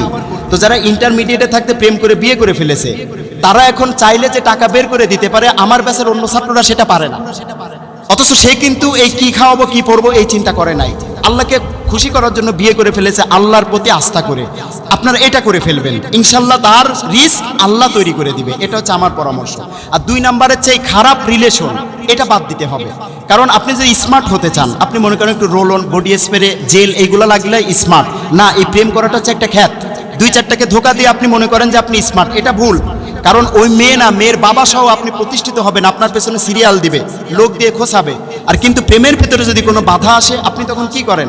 বাবারও পর্যন্ত গিয়ে পা ধরেন। এটা কখনো স্মার্টনেস নয়। স্মার্ট ছেলেরা কখনো মেয়ের পিছনে ঝুঁকে না, একটা মেয়ের পেছনে কাবু হয় না, সে তার কাজকে, টাকাকে ভালোবাসে, ঠিক কিনা? আর সেই টাকাটা ইনকাম সোর্স, এটা করবেন আপনি কিসের মাধ্যমে জানেন? হালাল পথে। এই ফতোয়া দিবেন না দুনিয়া চাই না আখেরাত চাই, এটা ফতোয়া দিয়েই চাঁদাদের রসিদ নিয়ে খয়রাত করতে বেরোবেন না। আপনি শিক্ষাগত যোগ্যতা অর্জন করবেন, নিজে প্রতিষ্ঠিত হবেন, ক্যারিয়ার কি সুন্দরভাবে সাজাবেন। আর এই হারাম রিলেশনটা বাদ দিবেন। মনোযোগ দিয়ে 10টা লোকের নাম লিস্ট করবেন যারা এই হারাম রিলেশনে, দেখবেন ওর জীবনে টাকা হতে পারে, চাকরি হতে পারে, মৌলিক যে সুখ আর শান্তি এটা কখনো অন্তরে প্রবেশ করে না। খবর নিয়ে দেখেন, হয়তো আপনারা কষ্ট পাবেন যারা এখানে সম্পর্ক রিলেশন করে বিয়ে করেছেন, কারণ হারামের ভিতরে থাকা অবস্থায় ওর কোনো কাজে বরকত আসে না। আর স্বামী স্ত্রীর একটা নাম আছে, একটা প্রবাদ আছে, মধুর মিলন, এরকম একটা শব্দ আছে নাকি? কিন্তু দেখবেন আমাদের বোনেরা এই ভার্সিটি এদিক সেদিক করে লাফালাফি করে, এই বয়ফ্রেন্ড, জাস্টফ্রেন্ড, গাই ফ্রেন্ড, ক্লাসমেট, ওয়ালমেট, ফ্লোরমেট, এই করে করে কি করে? এটা বেস্ট ফ্রেন্ড, ওই হ্যালো কোম্পানিতে যোগ দেয়। আসলে সবকিছু কিন্তু সময়ের অপেক্ষা, সুযোগের অপেক্ষা, ঠিক না? আমার মন অনেক পরিষ্কার, আমার ভেতরে ওইগুলা হয় না। নিঃসন্দেহে আপনার শারীরিক সমস্যা আছে। যার ভেতরে আসবে, যেমন আদম আলাইহিস সালামকে যখন হাওয়া আলাইহিস সালাম দেখেছিলেন, হাওয়া সালামকে যখন আদম আলাইহিস সালাম দেখেছিলেন, তার দিকে মনোযোগ গেছিল কি যায় নাই? অবশ্যই গেছিল। এজন্য পুরুষ হলে মহিলাদের দিকে যাবে। তো এই যে আউটসাইডে যেটা হারাম, আপনার স্বামী রেখে আপনি অন্য হারাম জায়গায় একটু জাস্ট ফ্রেন্ড নামে, বেস্ট ফ্রেন্ড নামে আপনি সম্পর্কগুলো রাখেন, ওদের ভেতরে যখন খাটের উপর থাকে, ওই মধুর যে স্বর্গীয় একটা সুখ ওদের অন্তরে আসে না। কারণ কি আছে? হারামের সাথে লিঙ্ক আছে। এজন্য ওই স্বামীর মাধ্যমে বা ওই স্ত্রীর মাধ্যমে ওই স্বামী কখনো ওই সেই মধুর স্বর্গীয় সুখটা পায় না। এবার দেখবেন এই সুখটা যারা একবার পায়, ওর জীবন চলে গেলেও এদিক ওদিক কোনো হারাম রিলেশনে যায় না। এটা ছিল আগের কালে আমাদের মা বোনদের ভেতরে, আমাদের স্ত্রীদের ভেতরে, আগের পূর্বে 20 বছর 30 বছর আগে। এজন্য এই হারাম থেকে আপনার ফিরে আসতে হবে। আর ওই স্বর্গীয় সুখটা যখন আপনি খাটের উপর অনুভব করবেন, এরপর আপনার উপর আল্লাহর রহমত আসবে। হারাম রিলেশনে থাকলে ওইটা আসবে না। এবার দেখুন, এই জাস্ট ফ্রেন্ড, বেস্ট ফ্রেন্ড, এটা বেশি করে কারা? যারা বড় বড় সেলিব্রিটি, ঠিক আছে না? সবচেয়ে কম করে কারা? আমরা যারা হুজুর, ঠিক আছে তো? এবার একটু বলুন তো, ওই সেলিব্রিটিদের বারবার তালাক হয়, ডিভোর্স হয় না হুজুরদের বেশি হয়? সেলিব্রিটিদের বেশি হয়। সুন্দরী বেশি, টাকা বেশি, স্বাস্থ্য বেশি, ফিটনেস বেশি, জনপ্রিয়তা বেশি, আর ওদের বিয়ের ছাড়াছাড়িও হয় বেশি, ঠিক আছে না? কারণ ওরা হারামের সাথে থাকার কারণে ওই সেই স্বর্গীয় সুখটা পায় না, তাই একজনের প্রতি একজনের মন টানে না, কাঁদে না। এই সব থেকে আল্লাহ আমাদেরকে বুঝার তৌফিক দান করুন। ফিরে আসুন, অবশ্যই আল্লাহ বরকত দান করবে। 5 ওয়াক্ত নামাজ পড়ুন, কোরআনের রাজ কায়েমের সংগ্রাম করুন, 5 ওয়াক্ত নামাজের চেষ্টা করি। আজ যে 10টি কোটেশন নিয়ে আমি আলোচনা করেছি, আল্লাহ আমাদের এই অনুযায়ী আমল করার তৌফিক দান করুন। সকলে বলুন আমিন। আরও একটু